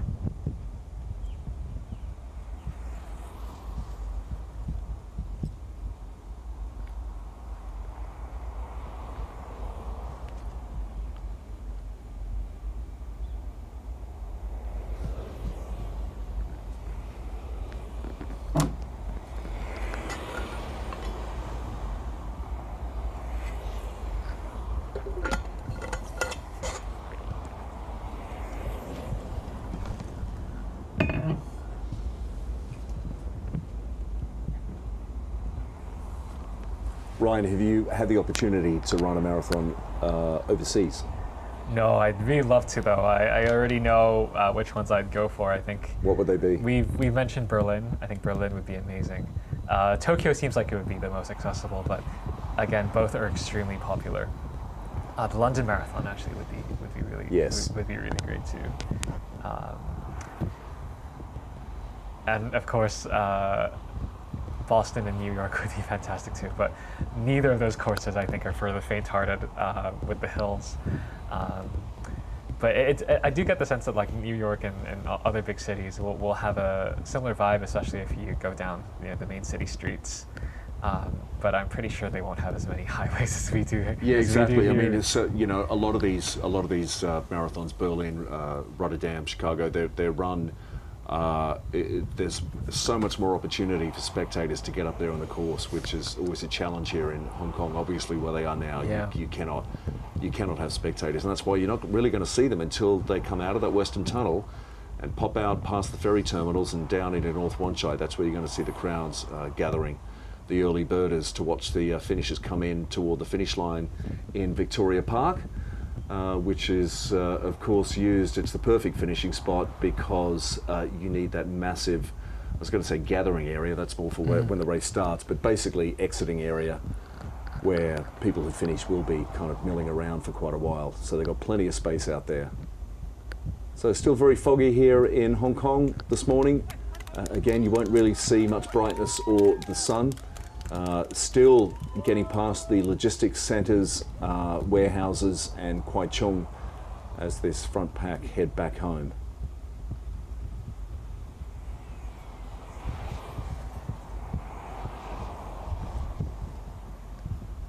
Again, Rose Chalimo still toughing it out on her own. It'd be really interesting to see how far she is now from the female chase group. She's looking very relaxed though. Yeah. The loneliness of the long distance runner. She's right. really feeling it now. Yeah, that's right. Just a little bit of back and forth between Kip Career and Getachew. Sometimes what happens is that maybe the leader might feel like, okay, it's time for someone else to assume sort of leading responsibilities now, so they'll start looking around. But again, you know, there's definitely some gamesmanship involved. You know, you're definitely not obliged or obligated to sort of assume the lead if you don't want to. But you can see that Kip Career is starting to gesture around. But at the end of the day, you have to do what best suits your race plan. And if tucking in behind the leader is what you set out to do, that's also totally part of racing. That's really interesting to see. She's she is stopped. What's going on? Rose Chalimo talking to almost just the mouthing, camera crews. I'm done. Wow, that's really shocking. That is a huge shock. The race leader, who seemed to have literally miles of space between herself and a chasing pack that we couldn't even see, she stopped. Yeah, and she's not limping either. It'd be really interesting to see what happened, and I'm disappointed for her because she really did look like she was okay, well, look, if we're lucky, this is probably a new leader, but if we're lucky, we may get a replay of what happened there when she first stopped it. I guess we won't know until much later on what's gone wrong, but that is quite a shock. Here we've got Aticha wearing bib number 62. So seems like that she was the next female runner after. Yeah. Fantu Aticha Jima from Ethiopia, 36 years of age. So she appears to be, we'll just double check, but she appears to be our new women's leader in this race. She's also got a very, very decent personal best of 2 hours 23, set earlier this year in Doha in 2023. Yeah. So seems to be in great shape. And also, 36 years of age, still making personal bests. That's very inspiring. Back to our men's lead group now, and Kip Career has assumed lead duties again. Well, interestingly, Ryan, Kameli is still up with the leading pack. He was leading, of course. We saw him for most of this race in the leading, and he's officially listed as, I would say, just a pacer, but he's looking a little more than just a pacer at the moment. I'm sure he's got some great credentials too to be able to, you know, lead most of the marathon. I think he had led, you know, well over halfway, and now he's, you know, mixing it up with the lead group. They're almost an hour 30 in, so we're gradually heading towards the 30K mark right now. So that's when things are starting to get, you know, very exciting. Again, I didn't get that. Again, this lead group is still looking very composed, and it's going to start to get tense when the pace picks up. And you know, for the first time now, I think we're seeing Kip 2 take to the front. And again, he was seemingly starting to fall off the back initially, but after getting into his rhythm, he looks as comfortable as anybody right now.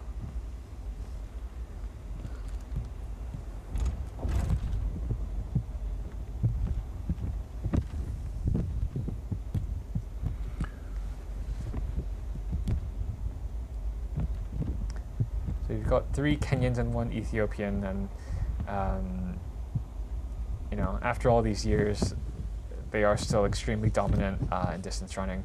You are starting to see individual athletes from the U.S., Japan, and Europe mixing up with these guys, but there are just so many fantastic runners, not only from Ethiopia and Kenya, Uganda as well, 10K and 5K record holders, Joshua Cheptegei being the most notable of them. And here's Ashava Eticha with a fantastic stride. You can see that she's very fluid, isn't she? She's extremely fluid. Not gangly. It's and she certainly in the legs she seems more solid, more athletic than some of the smaller runners. That's something I observed immediately too. You know, even going up this uphill, she really doesn't seem to be struggling, and she seems to be holding her form really, really well. So it'll be exciting to see what kind of time she runs later. Well, taking over from Chelimo, it looks like she is. Oh, that's Getachew was just. He was probably just daydreaming for a while, and then he missed his bottle, and so he went back to get it. What can that be a make or break slip up for a runner at this stage? It was almost as if Kip Courier had eyes on the back of his head. It was almost as if he could feel that, okay, all of a sudden, it feels like there's nobody behind me. So you could tell that he put a little injection of pace there, and all of a sudden, you've got a little bit of separation between him and the lead pack. Getachew, of course, still holding on to his bottle that he so desperately tried to reach out for earlier. But when you're running at, these guys are running at a really fast pace. They're going at maybe around like 3 kilometers per hour, just about. And to come to a sudden stop, turn back, grab your bottle, and then try to catch up the leaders, that's energy that you really don't want to be wasting. Okay, there Kip Courier again gesturing, hey, almost as if to say, it's your turn to lead now. Getachew very content to just settle back into the rhythm of things, slow down, get his drink. So that's how quickly things can change even in such a long race. Yep, 42 kilometres, just over, 26 miles, just over.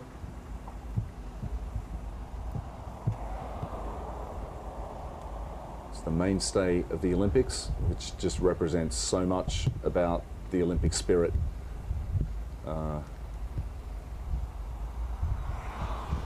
Always run on the last day of the Olympics as well, quite rightly, with the finish line inside the main stadium of each Olympic Games.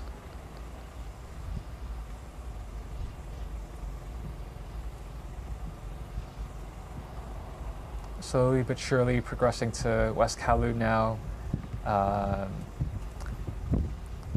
Yeah, coming down past all the shopping centres, the big apartment blocks there, the Olympic area, where there's a few banks based, and then down past the ICC, where the Ritz-Carlton Hotel is located, and some of the banks in that building as well, and then down into the entrance of the Western Harbour Tunnel.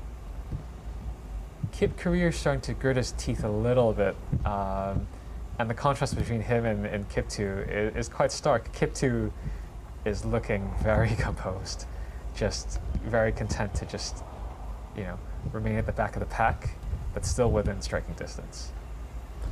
Interesting, 2 motorbike cameras there. I don't know why they have 2 so close to each other.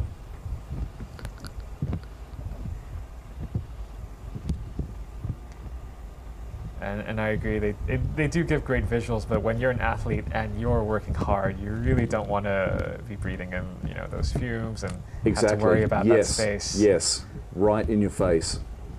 But I guess they're used to it, you know? Yeah. And there we go, Kameli must be feeling pretty good. I mean, he was starting to rock back and forth. He had been pacing for about 20-something K, but now it seems like he's surely in race mode now. Getachew just slightly in front of him.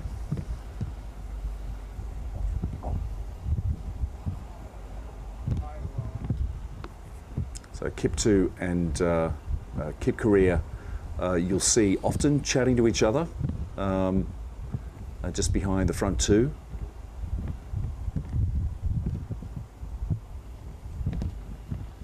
We can see oh, back to Eticha again, still holding on to her bottle, still looking very composed. Hopefully we'll get a little pan back. Here we go. There's the camera work looking back to see where her competitors are. Just running in broad daylight. Nowhere to be seen. Just enjoying it, yeah. Yeah, at this rate, I think she looks too good to be caught right now. Absolutely, unless she suffers the same fate as Chilimo. Yeah. And that will be very interesting to hear later on what happened to her.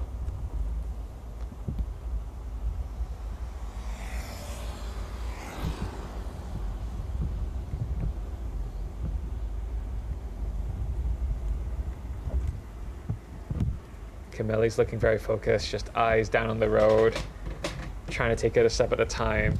And this is probably where they're going to start feeling it. And if they're not, they're thinking of when they can make that decisive move. Because having 4 people in the lead group, so many possibilities. Kip 2 just gesturing a little bit, not really sure what he's meaning by that, but he looks... he's chatting. They're all having a bit of communication there.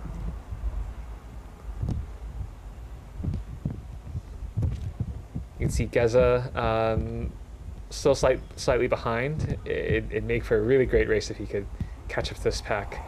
But I think from this point on, they're only going to start getting faster and faster as they approach the finish line.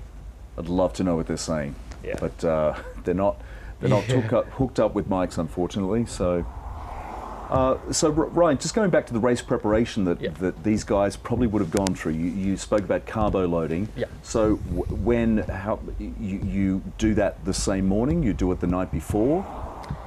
Ideally, or days before. Yeah, ideally, actually starts a few days before, just to get enough of that, get enough carbohydrates in, so it can be stored as glycogen in your muscles, and it takes some time for it almost to like sort of reach a saturation point, really. But really on the day, you want to have your last meal a couple of hours beforehand, just to make sure you're not feeling very heavy when you're actually running.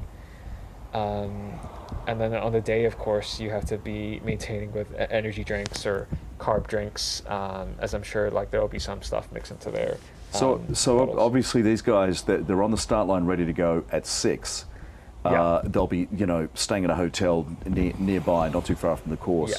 So what do you think their routine would be? Getting up, eating how much before a race? Obviously, it's a fine line between giving yourself some fuel and throwing up halfway through the race because you've eaten too much. For sure. And with these guys from Kenya and Ethiopia, they really just go for very, very simple things. Maybe toast, tea, some fruit beforehand, and they'll probably have been up a few hours beforehand just to sort of mentally get dialed in. Okay, so you want to be eating, say, what, 2 or 3 hours before the start? Yeah, and nothing closer, because they've also got to go for a warm up and go stretching, and you want to make sure you're feeling light on that day. And it seems like Geza, miraculously almost, has caught back up with the lead group. Yeah. And well, either he's caught up or they've slowed. You're right. Yeah. I get the sense that they. It's going to be hard to say just because we don't have the splits available at the moment. But I feel like they are looking a little bit more relaxed. Kip 2 again now, back to the front, looking very strong. And it's not easy what Geza has done. Once you've been dropped from the lead pack to catch back up on your own effort as well, that's really something to be admired. So they're now getting very close to the Western Tunnel now. They're down on pretty much ground level, and we might be able to get a turning shot from one of these cameras to see exactly where they are and how close they are to that tunnel entrance, which is very, very close indeed.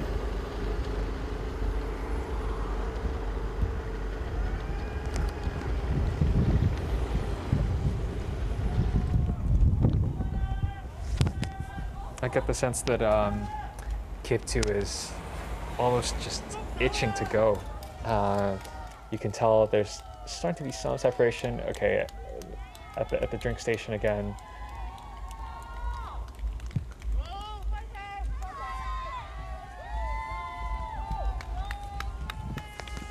And you know, as probably the second fastest in the field behind Gerechu, he certainly has the credentials to, you know, make that kind of move and to have that kind of confidence.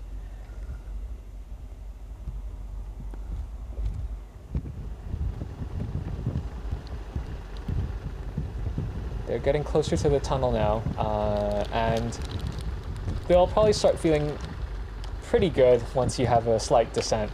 But if you know the course, then you know that, you know, what comes down must come back up again.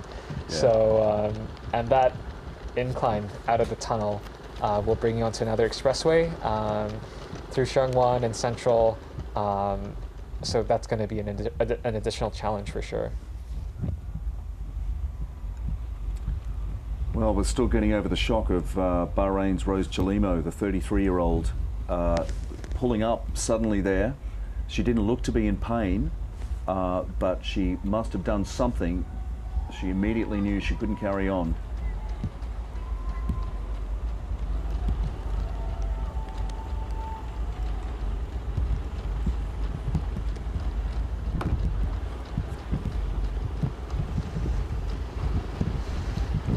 I could just feel the tension slowly rising. You know, Kip 2 just relaxing his arms a little bit there. When you're sort of running a marathon, because your arm is flexed for so long, like sometimes what you'll see athletes do is kind of like loosen their arms before, you know, they make any very decisive moves, just to almost as like a cue to get themselves to relax. So that might be what he's doing there. And again, you can really appreciate how foggy of a day it is. We can barely see the tops of the skyscrapers at the back. Yeah, just classic Hong Kong marathon weather. Yeah. And this is the downhill that we mentioned. So this is going to be a little bit of relief before the challenge that's waiting for them. So by the same token, like if uphill running is your forte, like that might be where you decide to sort of inject a bit of pace to drop your competitors. But the same can surely go for downhill, and it definitely is a bold strategy, but I don't think it's anything that any of these guys want to attempt today. I think they're pretty content in saving it for a bit later, because there is still maybe getting close to about 10K to run now. So when they come out of the Western Tunnel, they're going to take a right and then do a loop back and head toward Victoria Park then.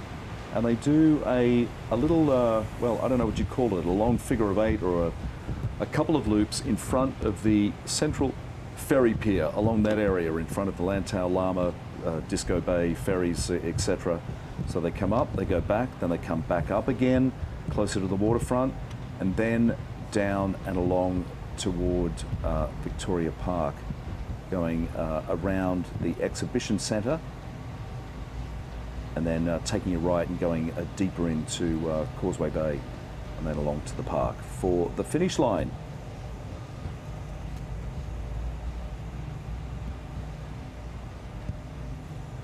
So back to a quick shot there of one of our local runners. Yeah, that's Wang Wenchun. Incredibly proud to see him running fairly well today. I saw him mixing up with the lead pack, and he for sure is most notable for running the first 10K under 30 minutes in Hong Kong. So definitely one of our upcoming stars, and here's hoping that, you know, he can continue to have success on the roads. But as for today, you know, the lead pack are on a different level. I didn't get that. Could you try? Hoping that's just a matter of time before he catches up to them in the future. So it looks like, I could be wrong, but it looks like they're coming up. They're on an incline now. No, I think you're right, Andrew. Yes. Yeah, I think you're right. Kip Career is struggling. You can tell him gritting his teeth. Almost hearing a little bit of him urging his fellow competitors to, again, share some pacing duties. But again, Getachew, very content to just check his watch, stay calm, focus on his own plan. Yeah, Kip Korea has been, I've got to say, of all these guys, he's been the most animated and verbal. He's a bit dissatisfied, yeah. So that's your take on it, yeah? He's not happy with the way his compatriots are running their race, or... Yeah, but I think it's also, you'll see this, time and time in marathons, especially when you're nervous and you feel like you've actually exerted yourself quite a bit. You feel like the others should take out their duties, but really they have no obligation to. But Getachew now, again, now in the lead at one of the more difficult portions of the race. Kip Korea really was, as you said, animated. He was swinging his arms about. Honestly, I understand that he's dissatisfied, but you've got to save your energy. Kameli still staying in there after pacing really for much of the race. Well, for me at the moment, it's Getachew who's looking the most comfortable and relaxed. I agree with you. I agree with you. He just doesn't look phased at all. He's got a very relaxed look on his face, unlike Kip Korea, who's just, he looks distressed almost. Yeah. Kip too, I would say, also has that same almost like stoic expression. It just really feels like they're saving themselves for, like a final spurt at the end. Continuing to deal with a bit of the incline right now.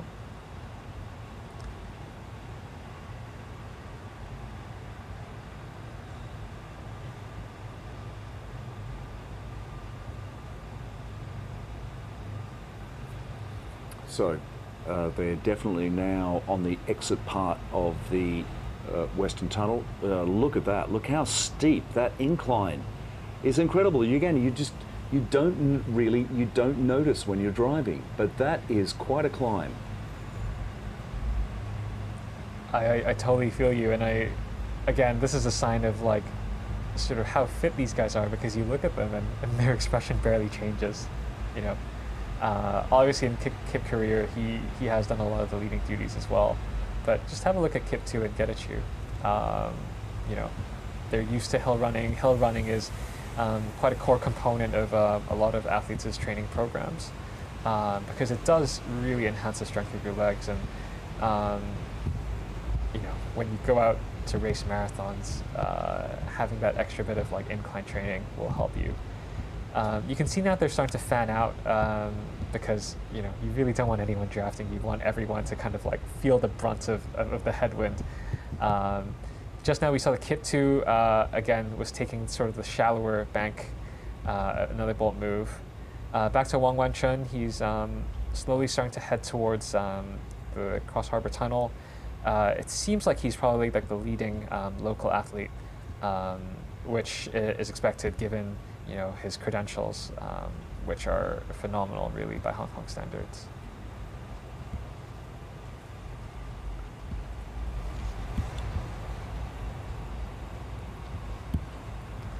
Still making their way up the Western Cross Harbor Tunnel. Kip Korea has now dropped back to the back of the pack. Getachew in the lead.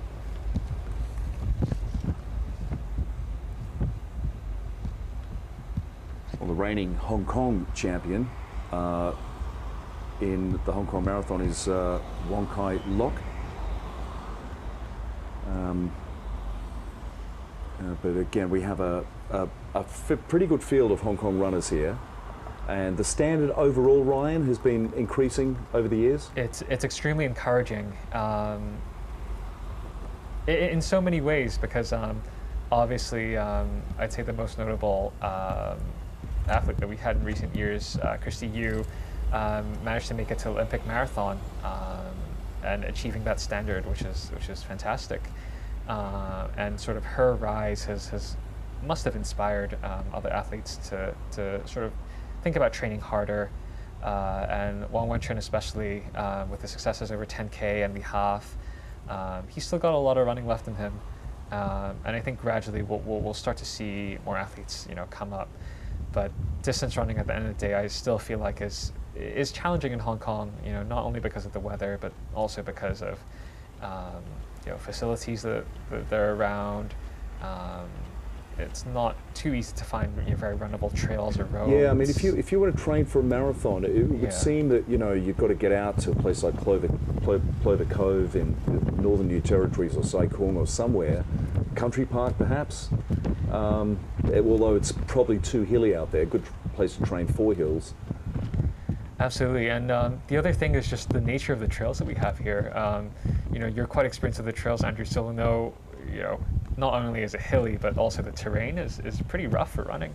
Yeah. There are, again, Country Park, if you get out in the roads, on the actual, and a lot of those roads actually have footpaths as well. Yeah. It's very light on traffic. You can hardly hear a car. So that would be a good place to train. For again, sure. Hilly. Apart from that, you're struggling. Yeah. There's your women's leader. Again, here we're seeing probably like a local chase pack. We've got Gi Kaman, again, still looking strong. Back to the lead pack now. Now they're on an expressway heading through Shangwan towards Central. Yeah. And this is where I think they're starting to pick up now. The race really is on. Again, Getachew and Kiptu. So far for me, again, they still look the best. But Kip Career, despite the strain that's present on his expression and his arms, is still hanging in there. Yeah, this is probably where you are going to see a lot less chatter from the likes of Kip Career, because it's now make or break. These runners are going to pretty much go for it because they're back on the island and they are heading in pretty much a straight line toward the finish now on the home stretch. Again, very nice gesture from Kip Career to pass his bottle to Kimeli. So even at this portion of the race, I think it's still really inspiring to see that they are sportsmen at the end of the day. And almost as if the drink gave him a little boost, Kip2 is in the lead right now, and it almost looks like there's a bit of separation. Back to Getachew, just about to enter the tunnel. Again, still looking as strong as we first saw. Yeah, and at 36 years of age as well, and she seems to have this title in the bag, along with a check for $30,000 US. Well deserved for an excellent performance on this day. So let's hoping she can stay strong. Yeah.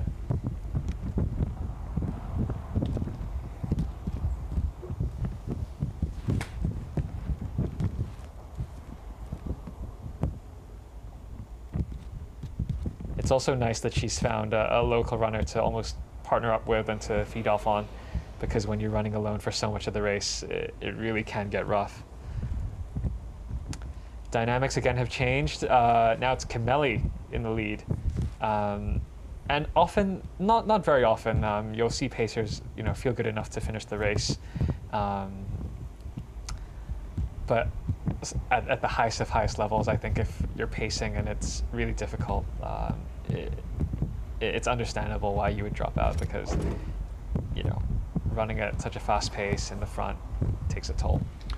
So now coming past the Shun Tak Centre, where the Macau ferries leave from. I'm pretty sure, unless I'm mistaken, that's the building? Yep, I believe you're right. Yeah.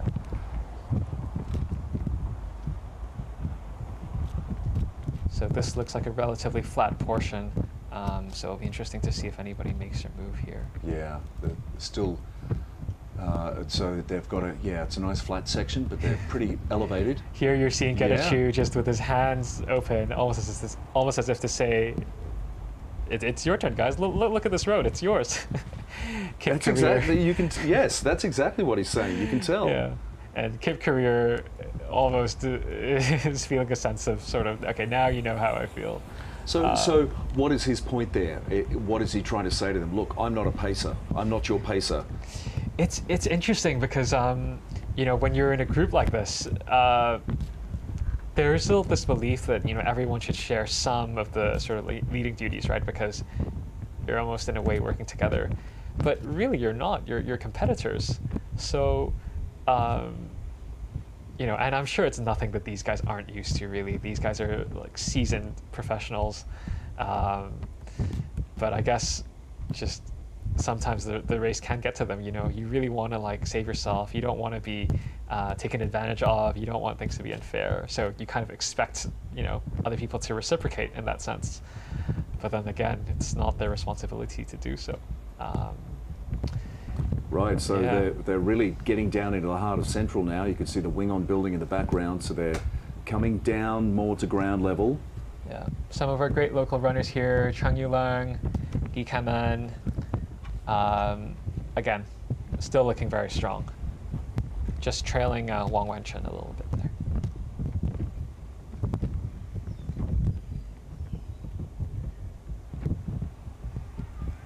Well, Ryan, it's good to have you in here. I'm glad you're here with us and not running out there today. Oh, absolutely! I'm so happy to be here. It's a tough day for sure. Well, are your running days over, or you're just taking a break? Do you think you'll run this race again? I think my competitive running days are over, and I'm glad that they happened. Mainly on the track, though. That was where I preferred. But I'll always run for health and also for enjoyment. There really is nothing like. It's just like going out on a long hike with your mates on a Sunday morning. It is like an enjoyable physical activity that has so many benefits for you, whether that's physical or mental. I'll always run, just not necessarily competitively, I believe. But possibly an overseas marathon. That'd be amazing. Yeah, definitely wouldn't rule that out. Okay, so I think we've just come around near IFC Mall. I'm pretty sure which you'll see to the left. There it is. Yeah, IFC Mall. And now they will head around to all the ferry terminals. And just as you were saying that, Kip2 just put a little injection of pace around the turn there. Getachew trying to work hard to get back to him. Now, I think this is the break that we've been waiting for. Kip2 looking very strong, just easing into the front. So they've obviously had to divert the race around here and do these couple of loops to get that extra distance on to make sure that they finish at exactly the 42 kilometre mark, or just over 42 kilometres. Yeah. So they've got a couple of loops here in front of the ferries.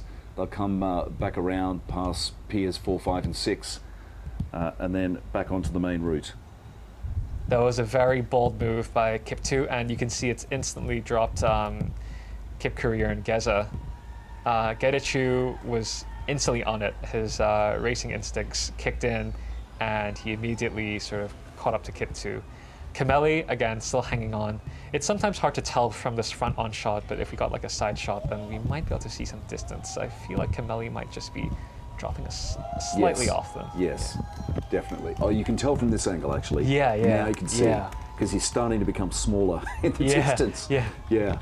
So it's perhaps a two-person race at the moment. Yeah, I think they're almost coming up to the 2-hour mark now, so we're looking at perhaps maybe 15-ish minutes more of racing. So they're really getting close, and now is really the time to sort of think about how you're going to really just put yourself ahead.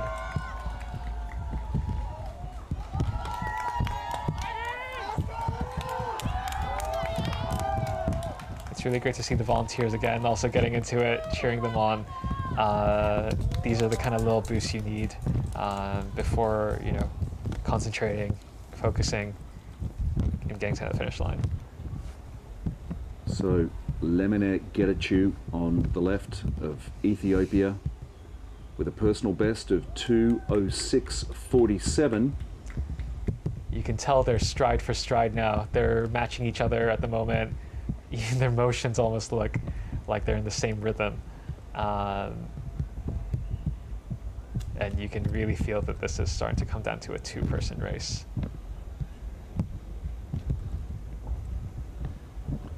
Well, the 32-year-old Ethiopian just drops back a little bit.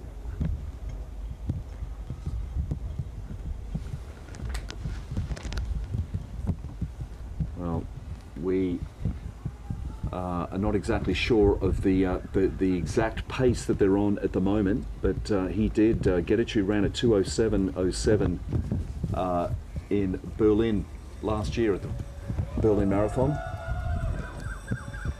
Here's a shot back at our local trio, and then back to Kiptu, who really seems to have dismantled the lead pack. He has left Getachew, really. Now you saw it does, yeah. Yeah, there's a huge gap now. But Ryan, you saw it now. Now they're back on the main track again. So they've done those loops at the ferry terminal. They're back on the main road. You saw Kiptu there just put his right hand out. He was waving his finger, and I think that may have been for the camera bike, saying, "Look, you're too close, stay clear." Okay, here's our women's leader, and she looks like she's coming up out of the Western Tunnel, so not too far behind the men. It's Fantu Adichie Jimma of Ethiopia. Also good to see Wang Wenchun now out of the tunnel, heading towards Shangwan. I got glimpses of the local trio chaseback who might be chasing him. But again, really good to see. And Kiptu, I think both you and I, Andrew, we had a sense that he was looking calm in the pack, and now he's starting to really show us what he's made of. He has dropped Getachew, and it happened almost instantaneously. Yeah. Well, we knew this was always going to be the stretch. Back on Hong Kong Island from the exit of the tunnel, heading down to Victoria Park. Anywhere in between there, around the convention centre, in front of the ferry terminal, somebody had to make a break sooner or later, and now that gap is, well, perhaps insurmountable. Yeah. With how good he's looking, I completely agree with you.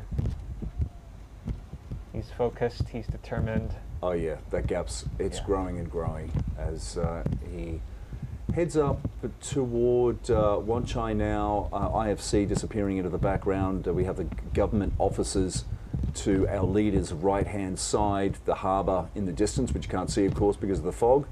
But he is in a very, very commanding position. Atisha now just coming out of the tunnel, eyes down, concentrating. Stride still looks pristine, I would say. Definitely a little less bouncy than just now, but still strong. Kiptu now motoring up this short segment of uphill, but for someone who's already overcome so many of the hills that this course has to offer, this is really just not much of a challenge now. Well, again, not that surprising to see him so far out in front at the moment, with the finish line almost in touching distance further down the road in Victoria Park. He won the Munich Marathon last year, and it looks like he's going to bag the Hong Kong Marathon to kick off 2023 for him.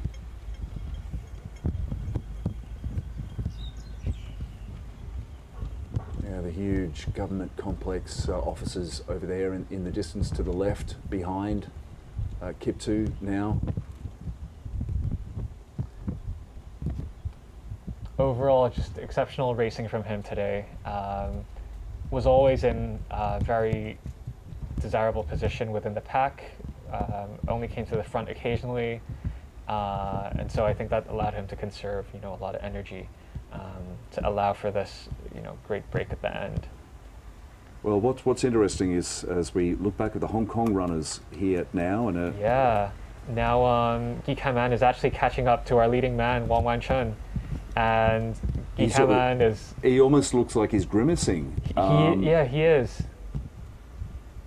And Guy Kaiman is an absolute veteran. Looks over to the youngster and says, almost, "Come on, you're coming with me, aren't you?" Yeah. He is an absolute icon of Hong Kong running, and it's really great to see him sort of do so well.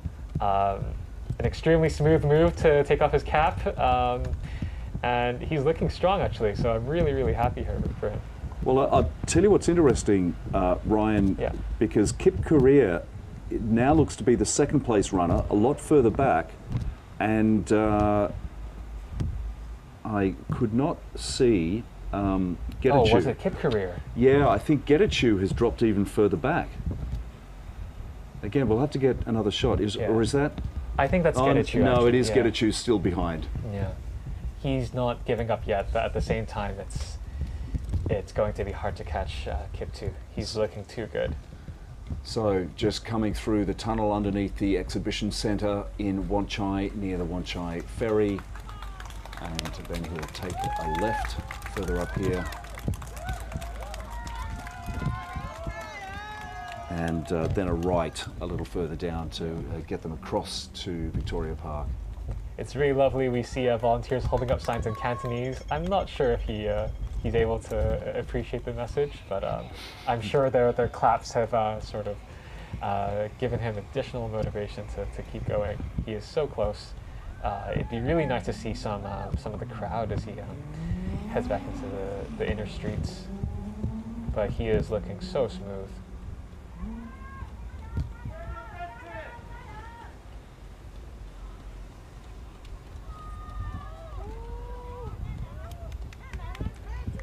Yeah, well, the early stages, the first half of the race, he wasn't leading. He was in the pack, but he was never stretching out in front. But again, Ryan, you pointed out there was a long time where you looked at his face and he just looked the most relaxed of all of them. He did. He almost seemed like he was always in control. A shot of our two almost local heroes, Di Kamen and Wang Wanchun, definitely sort of eating up road and heading towards the finish line.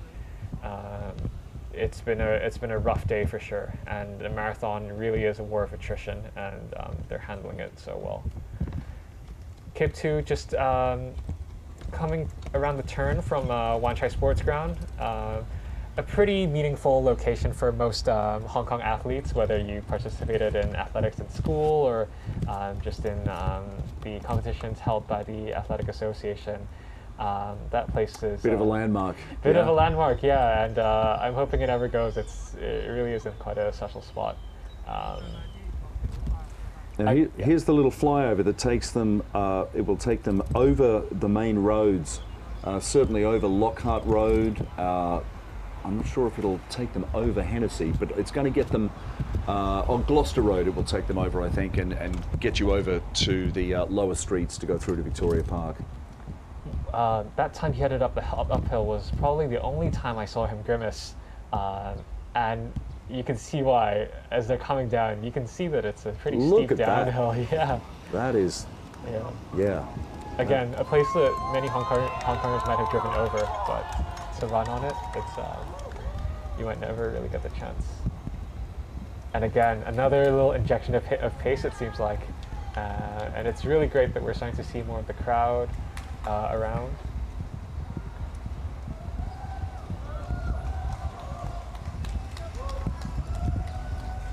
Yeah, he definitely seems to be exerting himself a bit more, and it almost still looks like he's still got more in reserve. Yeah, so it's almost a fait accompli by this stage. You're almost certainly looking at your race winner again to add to his win at the Munich Marathon last year, and now Hong Kong, and a check for $30,000 US, and he's going to do it in style, in comfort, and not pressed at all toward the finish line. There'll be no desperate sprint for him. He's just got to keep up that steady pace, try and clock a good time, and it'll be victory to the Kenyan. And it's extremely well deserved. It was essentially a masterfully run race. Really happy for him. Yeah. It'll be interesting to see again how far out from the finish we are. We're just coming up on 2 hours 10. All things considered, an amazing time for today and the course. Yeah, so his personal best, 2:07:28, and he is one of the younger runners of the elite group, or certainly, well, the youngest of the men's gold standard runners from overseas.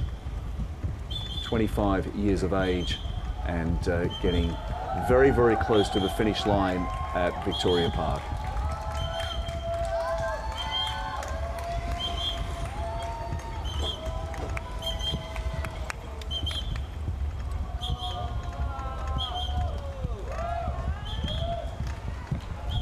great scenes right now, just weaving through parts of Causeway Bay, heading soon into Victoria Park. It's going to be phenomenal when he can soak all that in. And he looks like he's smiling. He does. He knows that he's just handled this race extremely well. Or could that be a grimace? Or it could be a bit of both. Yeah. That tends to they tend to mix in. Yeah. And this is probably a sight that he's visualized for a while. Look at that. He's motoring down. Yeah, he's on the green stuff, and most of the other runners are off to the left, and here he comes. And it's so lovely to see just runners just doing their best today. And then right next to him, you've got our men's winner, Kiptu, in 2 hours 10:47 unofficially. Honestly, a fantastic time for today. Okay, well that's what we've seen from that clock above. Yep, I think you got that right on the dot. 2:10:47, and here comes your second placed runner, who really a bit of a surprise to see him shaken so easily and dropped so far behind. But here he comes in for second place. Also phenomenal running from our second place winner, Limine Getachew. Still looking very strong. It was a great race. So and he salutes over the line in 2:11:25. Yeah, wonderful. As they congratulate each other. And it's Geza actually in third place. If you remember, he was actually dropped going into the tunnel. He's followed closely by Kameli, our very courageous pacer, who decided to continue on with the race. Just fell short. But Geza, also Geza Tedesse from Ethiopia. 30 years of age, and it looks like 2:12. And in fourth, we've got the wonderful Kameli, who, had he not been pacing, perhaps could have placed higher. But the fact that he's finished, absolutely amazing. So we will see some of the other top male field runners coming through, including Kiptu. There he is. Oh, sorry, made a mistake there with the name. Kip Korea, yep. The 29-year-old who ran 2:08:23 at the Lisbon Marathon, but all hats go off to Kiptu with a time of 2:10:47 that we made it. And again, back to this very seasoned veteran of the Hong Kong running scene, still doing what he does best, and he's well on his way to another successful Hong Kong Marathon finish. Okay, finally, we go back now to the women's leader, Fantu Eticha Jima, the 36-year-old who incredibly inherited this mantle after Rose Chalimo suddenly broke down. She didn't seem to be in pain, but something was bothering her and she knew she couldn't continue. So Rose Chalimo, who was out by a country mile, now Eticha, the Ethiopian, is also out in a massive lead time against her closest competitor. And we can only imagine how far back the female chase group is, because we just haven't seen them at all. Ikaman just making his way through Central and the Central waterfront, still looking very composed. At this point of the marathon, regardless of how elite you are, you've got to be hurting. But having already come maybe 35 plus K, you have it in you to keep going.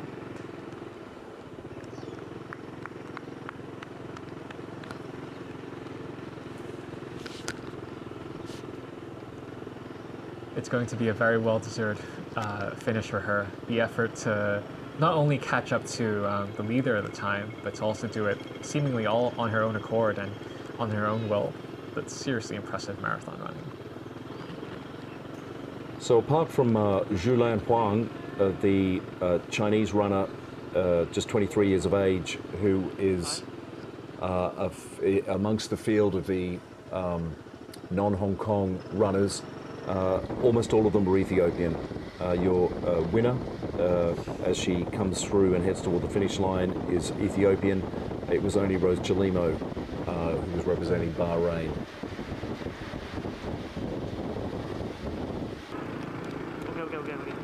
So back with our race leader in the women's section. She's just completed that loop in front of the ferry terminals. So she's yet to complete the tunnel underneath the Wanchai Exhibition Centre.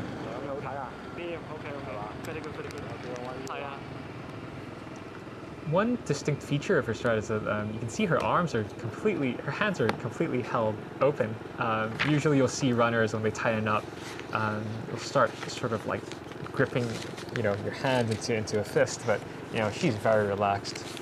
It almost looks like she could go on surely for another few miles or kilometers right now.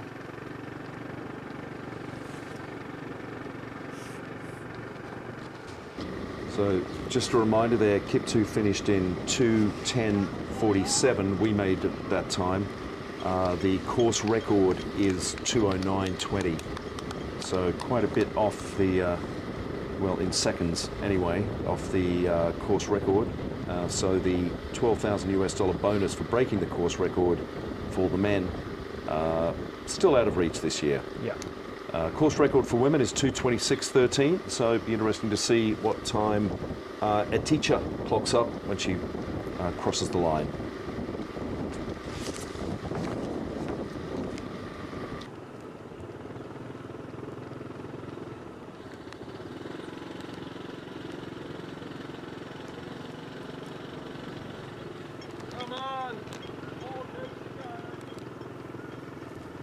So Eticha being cheered on.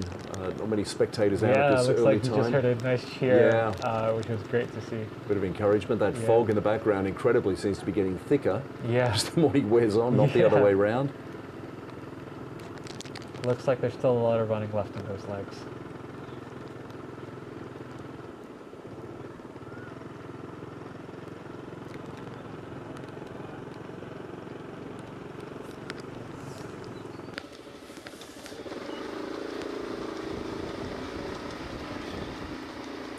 So Eticha ran 2:23:21 at the Doha Marathon just this year.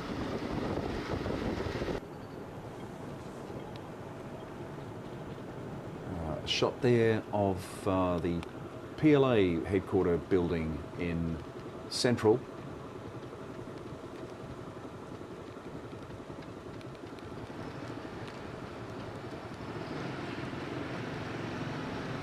Eticha looking very, very smooth. In fact, we've just been following her. We haven't really had a shot, I don't think, of the chasing pack. Maybe there is no pack for them to see. That the women's field may have spread out quite a lot. You're completely right, and it definitely is a testament to obviously Eticha's strengths right now. It really seems like she's been in the clear for a while. She really has, yeah. Probably from, just trying to remember when Chalimo bailed out. It was. I think it might have been on the highway on the it was. return, right? It was on the return on the highway. Not far into the return, if I remember. So just after the halfway point, perhaps. Just getting close to about 2 hours 20 right now from the start.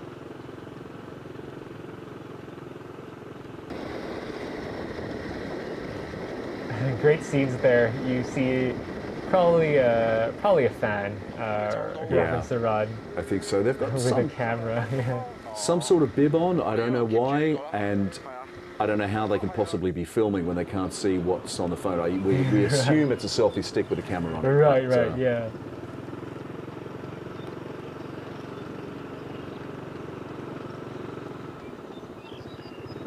He's still looking very composed. Not much of a sign of a grimace, and it's really just great to see him, still running, still thriving.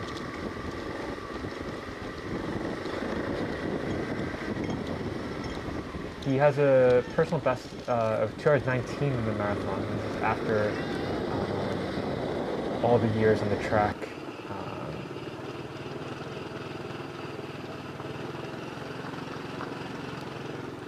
So back with our women's leader. would have been good to get some shots of the that front pack, who I'm sure would have had a very extensive conversation about the race by the time they got their breaths back over the finish line, discussing tactics and what was being discussed on the track earlier on, particularly with Kip Korea, who seemed to be the most vocal of that leading men's pack. And it was an exciting marathon to watch at the end for sure, because the lead pack seemed to be bundled up, and then all of a sudden, in an instant, the whole dynamic changed. Here's Guy working up that probably last section of incline. It's definitely last but not least. You can tell it's steep. Letitia is now just underneath Hong Kong Expo.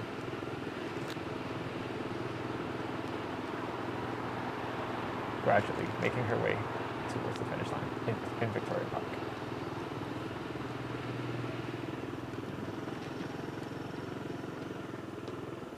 And she gets a thumbs up and a gesture from the race marshal.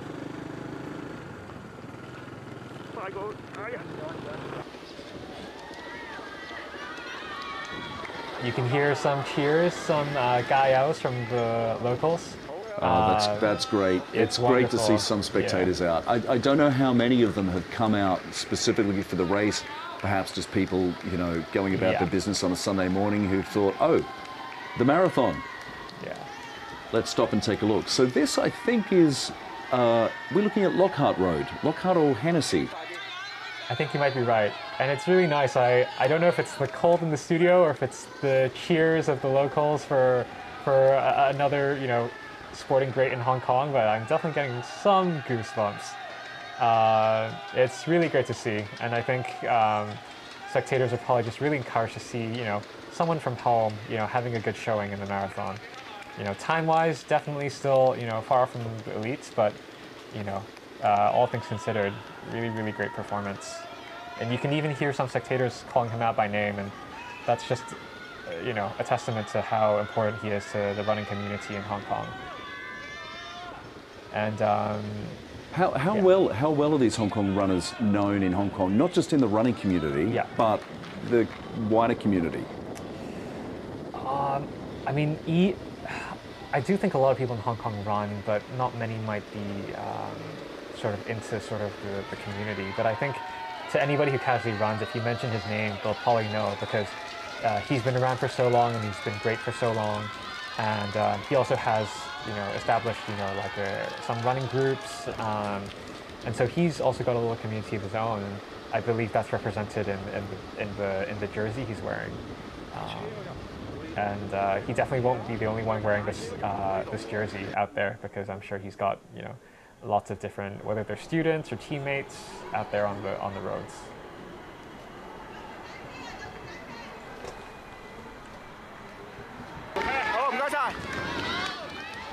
So really great to see our first local male competitor heading towards Victoria Park.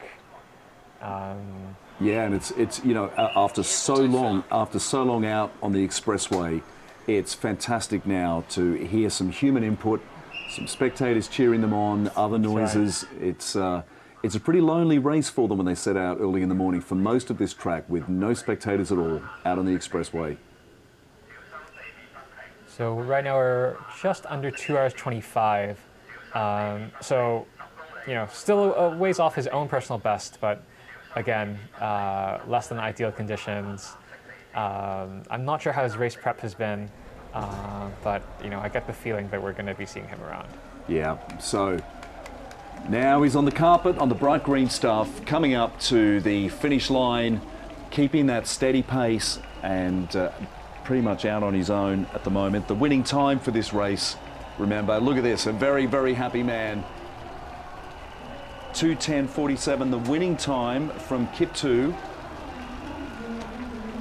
And our first Hong Kong run-up is going to clock, let's see, from the other side, to 24:45, I guess. Wonderful performance from the legend, the veteran, Yi Kaman, first local runner to cross.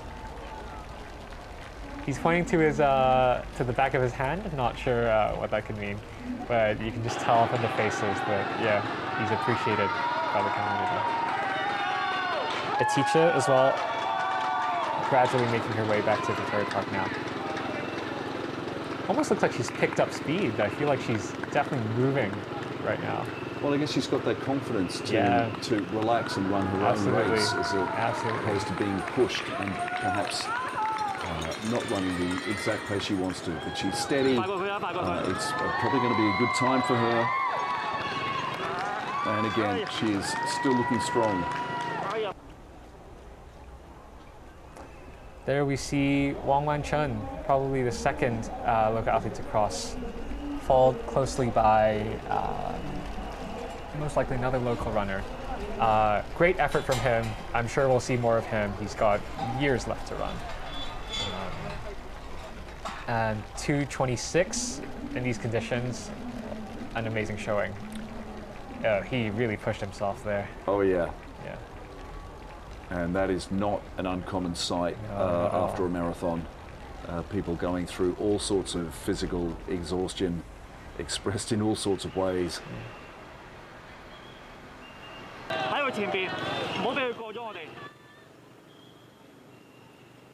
Okay, back with our women's leader and very close to Victoria Park because we've just gone past Sogo, so she's close to the finish line as well.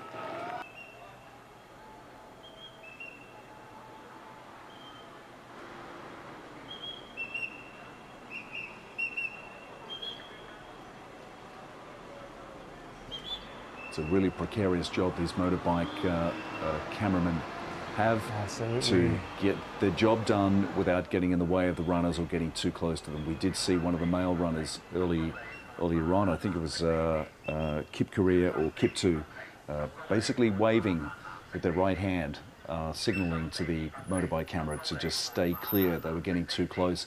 And as you pointed out, Ryan, it's not great when you've got a bike following you and you've got the fumes in your face. Yeah, not at all. Less than ideal. So here she comes. On the carpet now. Down toward the finish line, on her own, not pressured at all. And let's see what time the women's winner with a can wave clock up. and a kiss to adoring fans. An exceptional performance from her. Composed all the way, almost like a textbook way to run a marathon. The 36-year-old Ethiopian comes over the line in 2:27.50. Again, these aren't official times, but probably quite close to it, just looking at her on the line and the clock. Wonderful finish. Now look at that, she still looks in great shape. I mean, she's breathing a bit, but a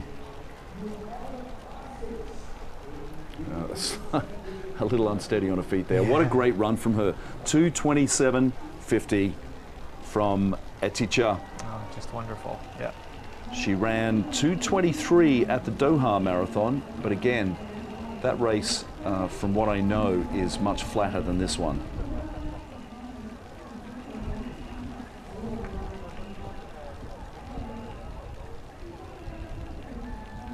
It's also great to see just people getting out here. I believe that's probably the half marathon group coming through.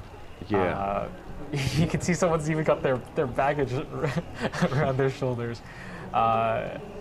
It's just wonderful that all these people are out here, you know, on runs. You know, so basically, Ryan, the half, the 10K, they will all come through on that second section. Yes. Great scenes here, playing back to Guy Kaman with his crossing as the first local athlete.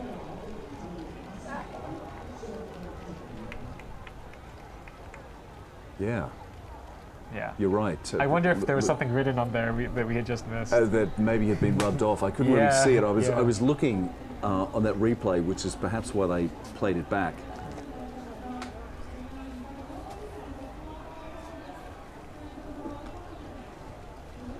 So we're going to have probably a good couple of hours of these scenes, just replaying there our women's winner, Aticha of Ethiopia, coming through.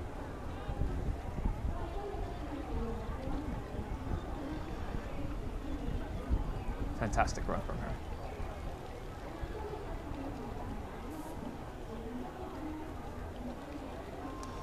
And at the finish point and at Victoria Park is where the runners will be finally able to sort of take in the fact that, you know, they just put in a really solid effort, regardless of what time you came back in. You know, finishing a race of any sort is an accomplishment, and sometimes you're not always necessarily able to enjoy it during the process because, you know, running can be hard sometimes, and it takes a lot to exert yourself. But once you're done and you think back to what you had accomplished that morning, it's a great feeling. I mean, even a 10K. Even a 10K, yeah. For anyone who's not a professional athlete, running 10Ks is a challenge. Absolutely.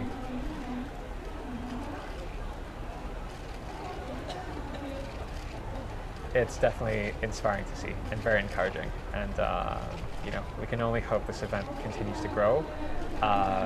You know, there's more participation, more spots available. I know certainly a lot of people were waiting to actually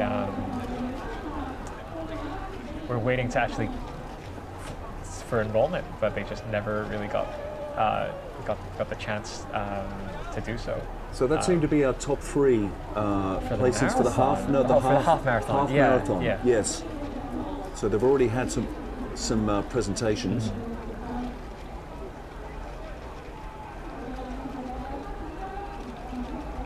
So Ryan, having run this course and being brought up in Hong Kong, you know the city well.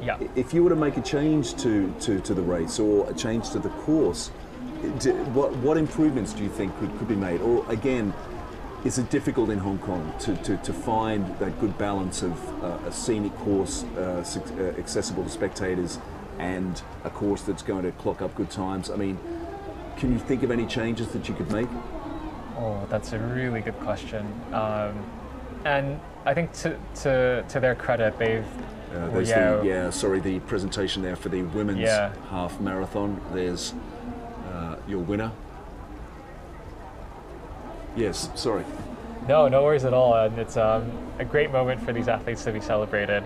I wish we had their times. But yeah, I think the organizing committee have probably tried their best to sort of strike that balance. Just ideally, it'd be nice if you got to have a route where you see more of the city, but you know, with Hong Kong streets being so narrow, it really might not be possible to accommodate so many runners. You're right, that's the problem. Yeah. And you would just have to do, if you wanted to pick a scenic route like that, you'd have to do multiple loops. Yeah. It would just be too difficult. So I guess, you know, the organizers must think about this every year. How can we improve it? Sure. But the fact that the course has been run on the course that we've got for so many years, I would assume that they've decided, look, that's it, we just can't improve on that. And of course, we have to balance that with the need for Hong Kong efficiency. You know, we can't close down all the roads, right? No. Well, again, I had a bit of a challenging time driving here this morning at, you know, what time was that? 4:30, 4:45? Yeah, even that early on. Yeah, they'd already started doing the road closures last night at 11:30, so it was a little bit tricky. Okay, now we might be finally seeing our female runner-up athlete. I believe that might be Desi. Well, it's incredible, the gap. Let's see. I believe that might be Desi, Sinke Desi from Ethiopia. She was actually 5th in the 2019 edition of this marathon. So very good showing for her place-wise to come in second. Yeah. She's got a personal best of 2:32.17. That was set in 2019. So here she comes up to the finish line. So yes, as far as we know, this is our second-placed female competitor in the race. Great run from her. Long way behind the winner. Remembering Eticha clocked up 2:27.50, and here for second place, Sinke Desi, 2:34.46 it looked like. Yeah, almost a full 7 minutes behind. Nonetheless, a great performance from her. Yeah, great run from Desi. Again, just testament to the power of our winner that she finished so far in front. Yeah, around about 7 minutes difference. And you'll see all these runners sort of waiting for their friends and buddies to celebrate all together. They're great scenes, and yeah, if there's one place to be there, it'd be Victoria Park, just soaking in that atmosphere for sure. You have another local male finisher at 2 hours 35. Still incredible times, really, for a course like this.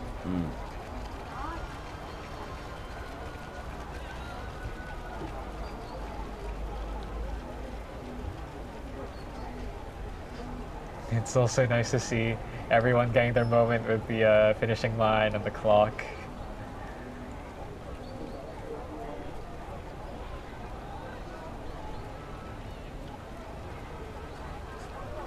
So no major health incidents, as far as we know anyway. Of course, we won't get full details on the race until later on, but we do occasionally, unfortunately, have some serious episodes, people collapsing, and there again a replay of the winner, Kiptu of Kenya, coming through there in a time of 2 hours 10 minutes and 47 seconds. In better conditions, yeah, we really could have been able to see a record. Yeah, I mean, really, it's what time are we now here in Hong Kong? 8:36 in the morning, and that fog's just not lifting. Yeah. I mean, it's clear here, but when you see the scenic shots of Hong Kong behind, that's right. it's still very, very humid.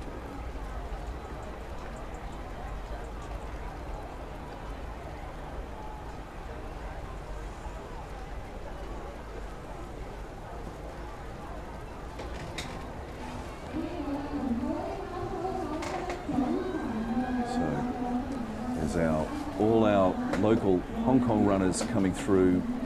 They've all been taking part in the 10K, some stragglers from the half marathon as well.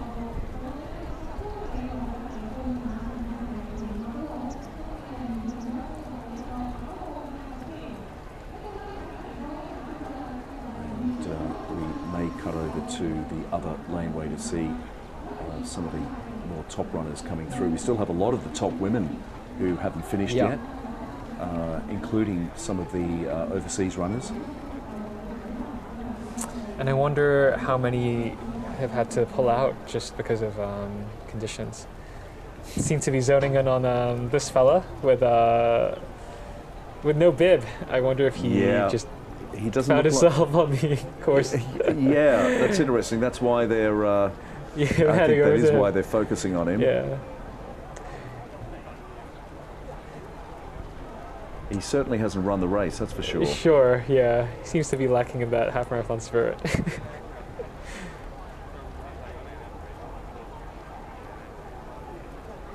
It's also lovely to see when spectators try to pick out, their loved ones or their friends or someone they might be supporting.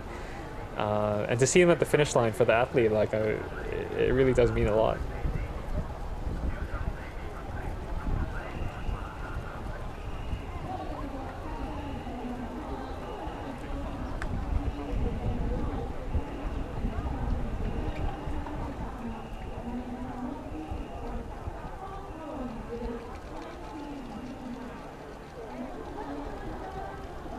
I think we're starting to see a little bit of rain, at least on the, at least on our camera. Yeah, you're right. Not only is it very humid, but there, looks like there might be some spots of rain as well.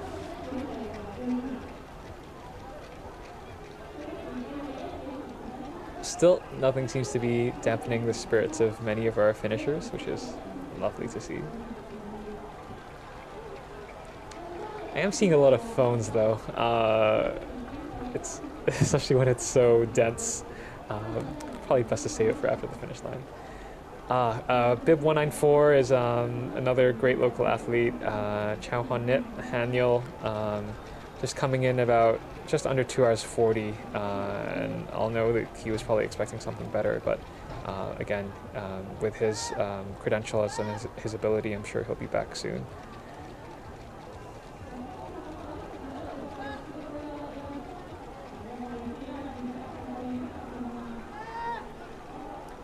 Well, there are still quite a few people there as part of this amateur group who seem to be really legging it toward the finish line, not just jogging in, some running faster than others. So, yeah, it's a lovely sight to see. There's two couples that seem to be, who have linked hands in the middle, trying to cross the line together. Running can definitely bring people together, and it's definitely a fun sport to do, with a friend or loved ones. Again, just it's a marvelous day for just Hong Kongers in general. yeah, it is once again a great participation rate this year, 38,000 runners in total,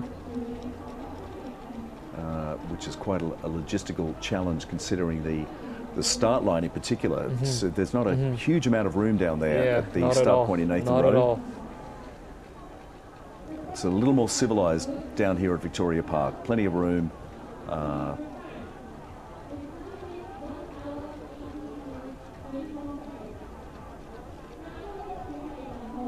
Well, mystery of this race, the main thing is that we'd love to know what happened to Rose Chalimo of Bahrain. Leading the race by a good distance, it looked like perhaps at least a kilometre, and then they suddenly cut to her and she was out. Yeah, she was just signaling to the officials, I'm done. Yeah, that was up on one of a section of the airport expressway, perhaps just after the halfway mark. Yeah. It all happened very quickly. She didn't look to be in pain. She wasn't limping, but something happened.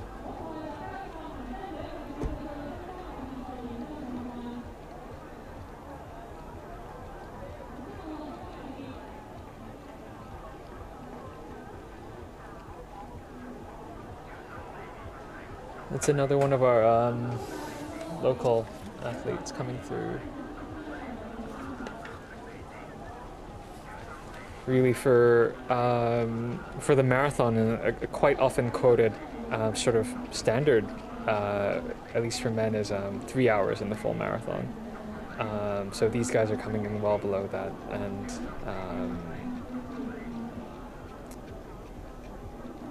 very worthy of praise, really, in these tough conditions.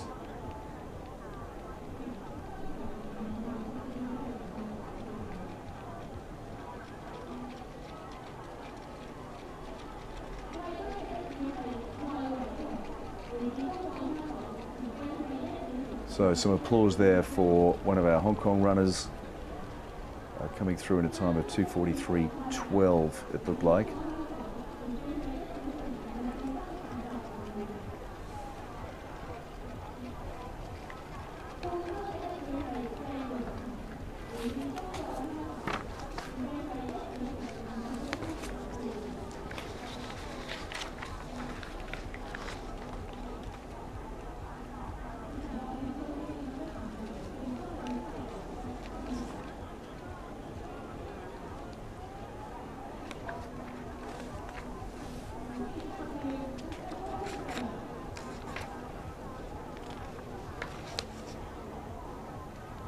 In fact, number 463 that we just saw come through before.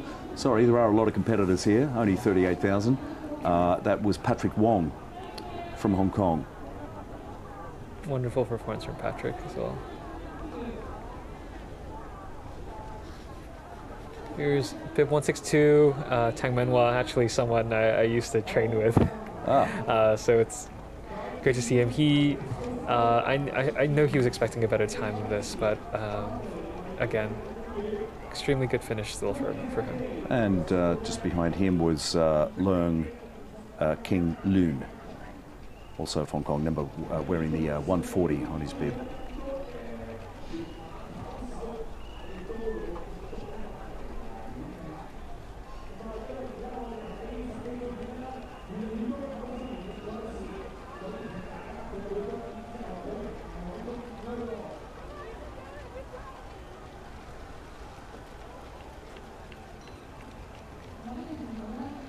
Good strong finish there. Yep.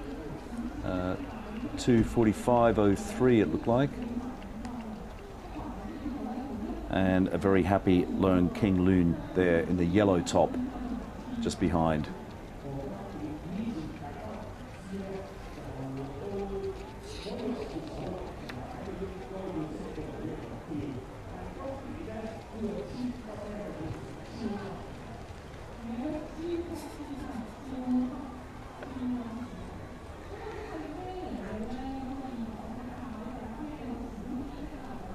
So we're now over the 3-hour mark as some of these other runners come through.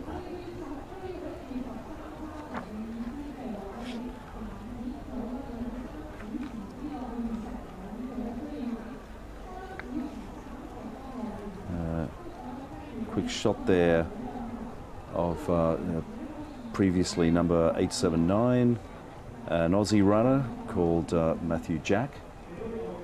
Very nice run from Matthew. Still, I think we might be seeing another elite female athlete. Just heading towards Victoria Park now. So this will be our third-placed female competitor, part of the Golden Group that have... I believe that's Negasa. Negasa, I think, from Ethiopia. Yeah, it is. So Gudisa Negasa, 26 years of age, and she'll be well over the 3-hour mark. She has run a 2:34 in Spain in 2020, and she's got a personal best of 2 hours 30 minutes 30 seconds from Ethiopia.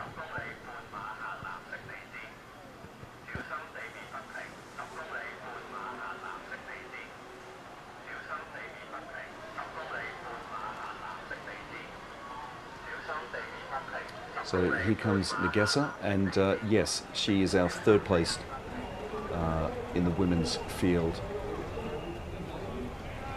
Negesa on the carpet, coming up to the finish line, and I'll get a shot of the clock in a second.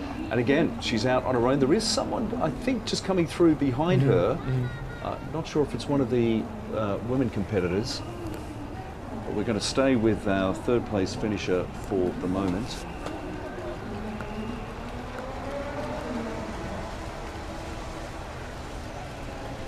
So she'll be on the podium. Personal best of 2:30.30, and it's 2:48.04 for her today. Yeah, looks like it was a tough one, but great showing nonetheless.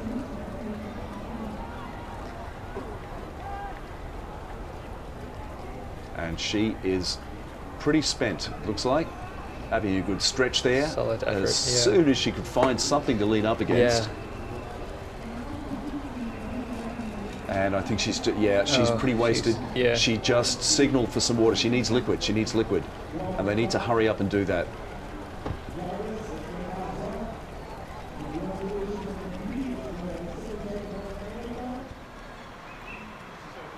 We might potentially be seeing the first local female athlete come through, actually.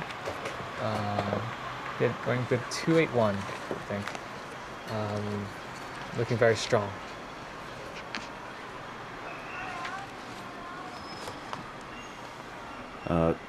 Bib 281, that is Wong Chuk Ning.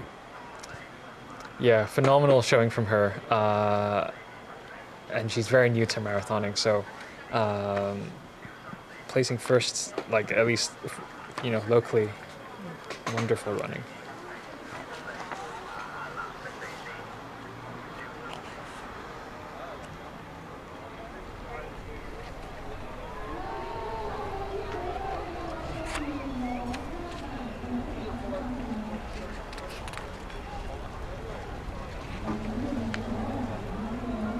She's roaring down the finish line right now, looking strong.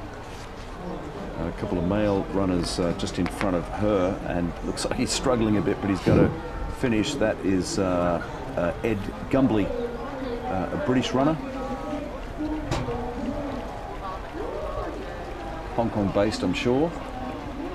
Oh, and if you just look over to the right, that I think that might be Nagasa. yeah, Nagasa, she is not in a good way at all. Yeah. She was signalling, the Ethiopian was desperately trying to tell the officials there that she needed fluid. So good effort. She looks very happy. Oh, that's a wonderful costume. That is. Channeling Spirited Away. I'd run faster if that was running behind me. To be honest, it's the best costume I've seen in a while.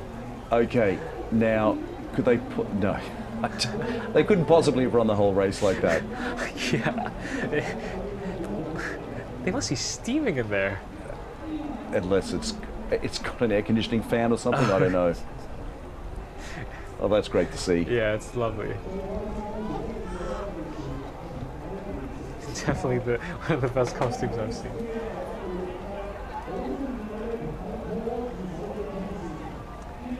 It's nice to see people getting a glimpse of the big camera right there.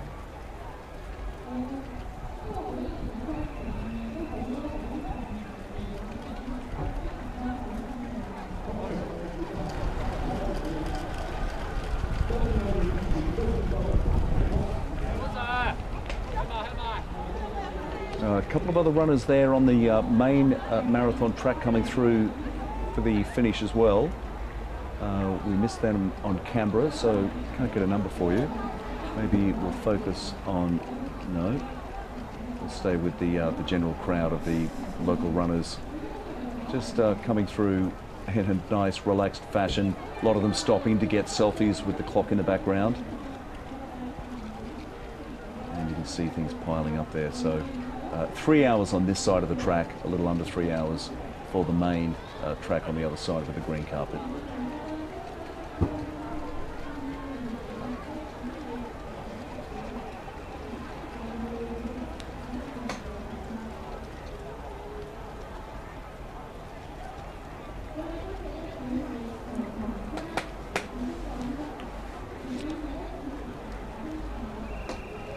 So, someone's got a hand puppet? I wonder if... Not sure why.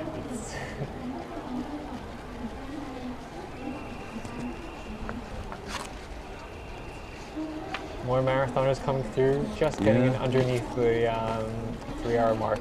Yeah, so great showing for sure. 5:13 in the black there is San Chak Singh.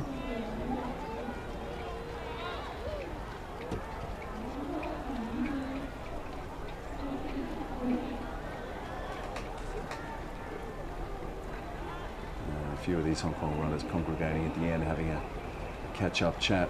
Yeah, great running to be under 3 hours.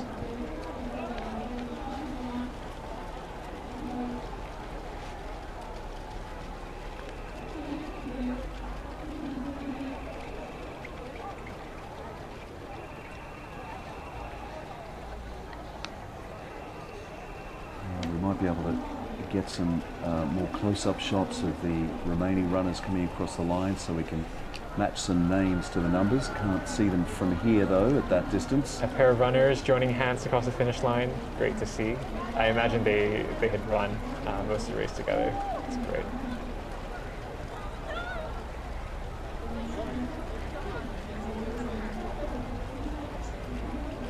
Yeah, so the main clock there on the left, getting up toward the 3-hour mark. They're already well over 3 on the other side for the amateurs. These guys will most likely still make it under 3 for sure. Yeah, they're close. They're very close to the finish line.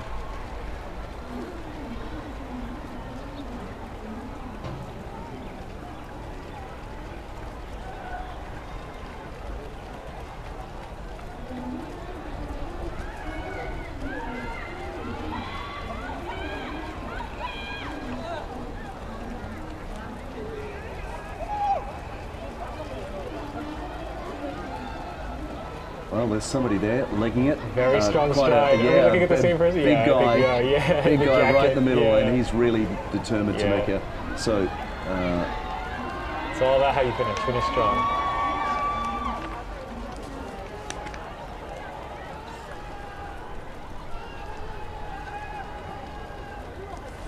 So So coming across the line there was number 303, which was Poon Chin Pang. Now remember, we're seeing most of the runners come through here, but the organisers have set a time limit of 6 hours for the really amateur runners who may really be struggling. Hopefully no one will be pushing the boundaries of that time.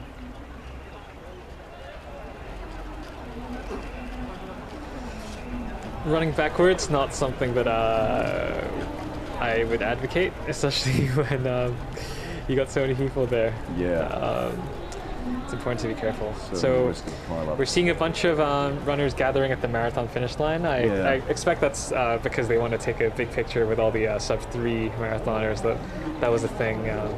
Seems to be a little bit of a tradition here. The runner on the ground there, number 160, that's Norris Chin. Yeah, so you're going to get a real rush by some of these runners now, very conscious of the time. Very close, They're going to want to be able to say that they did this in under 3. In sub-3, it would be quite a great achievement.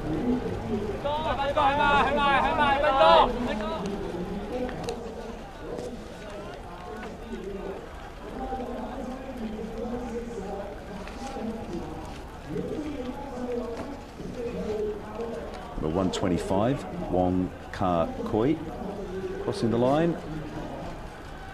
And that finish line is starting to get a bit bunched now. That's right. In fact, I would think that they're going to have to start clearing those runners away from that area. It's getting a...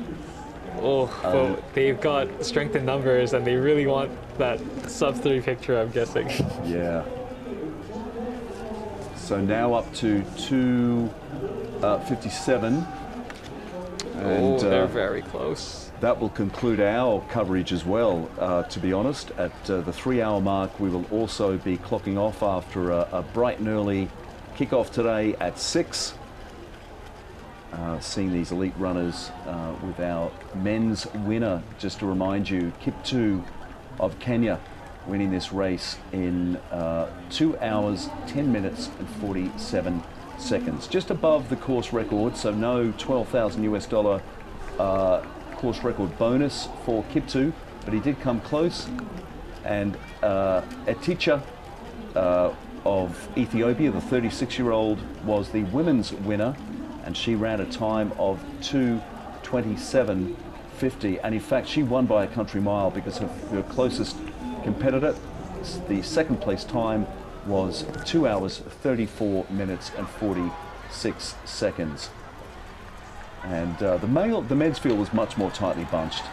We had Getachew in second in 2 hours 11 minutes 25 seconds, and Geza in third, 2 hours 12 minutes flat.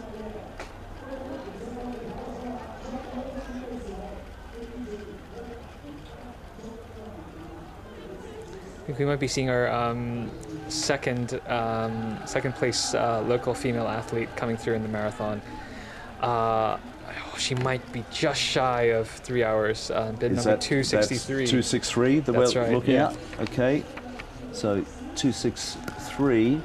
That is Zito Shoyan Lin. I think she's going to be. I think she's just going to get under if she can pick it up.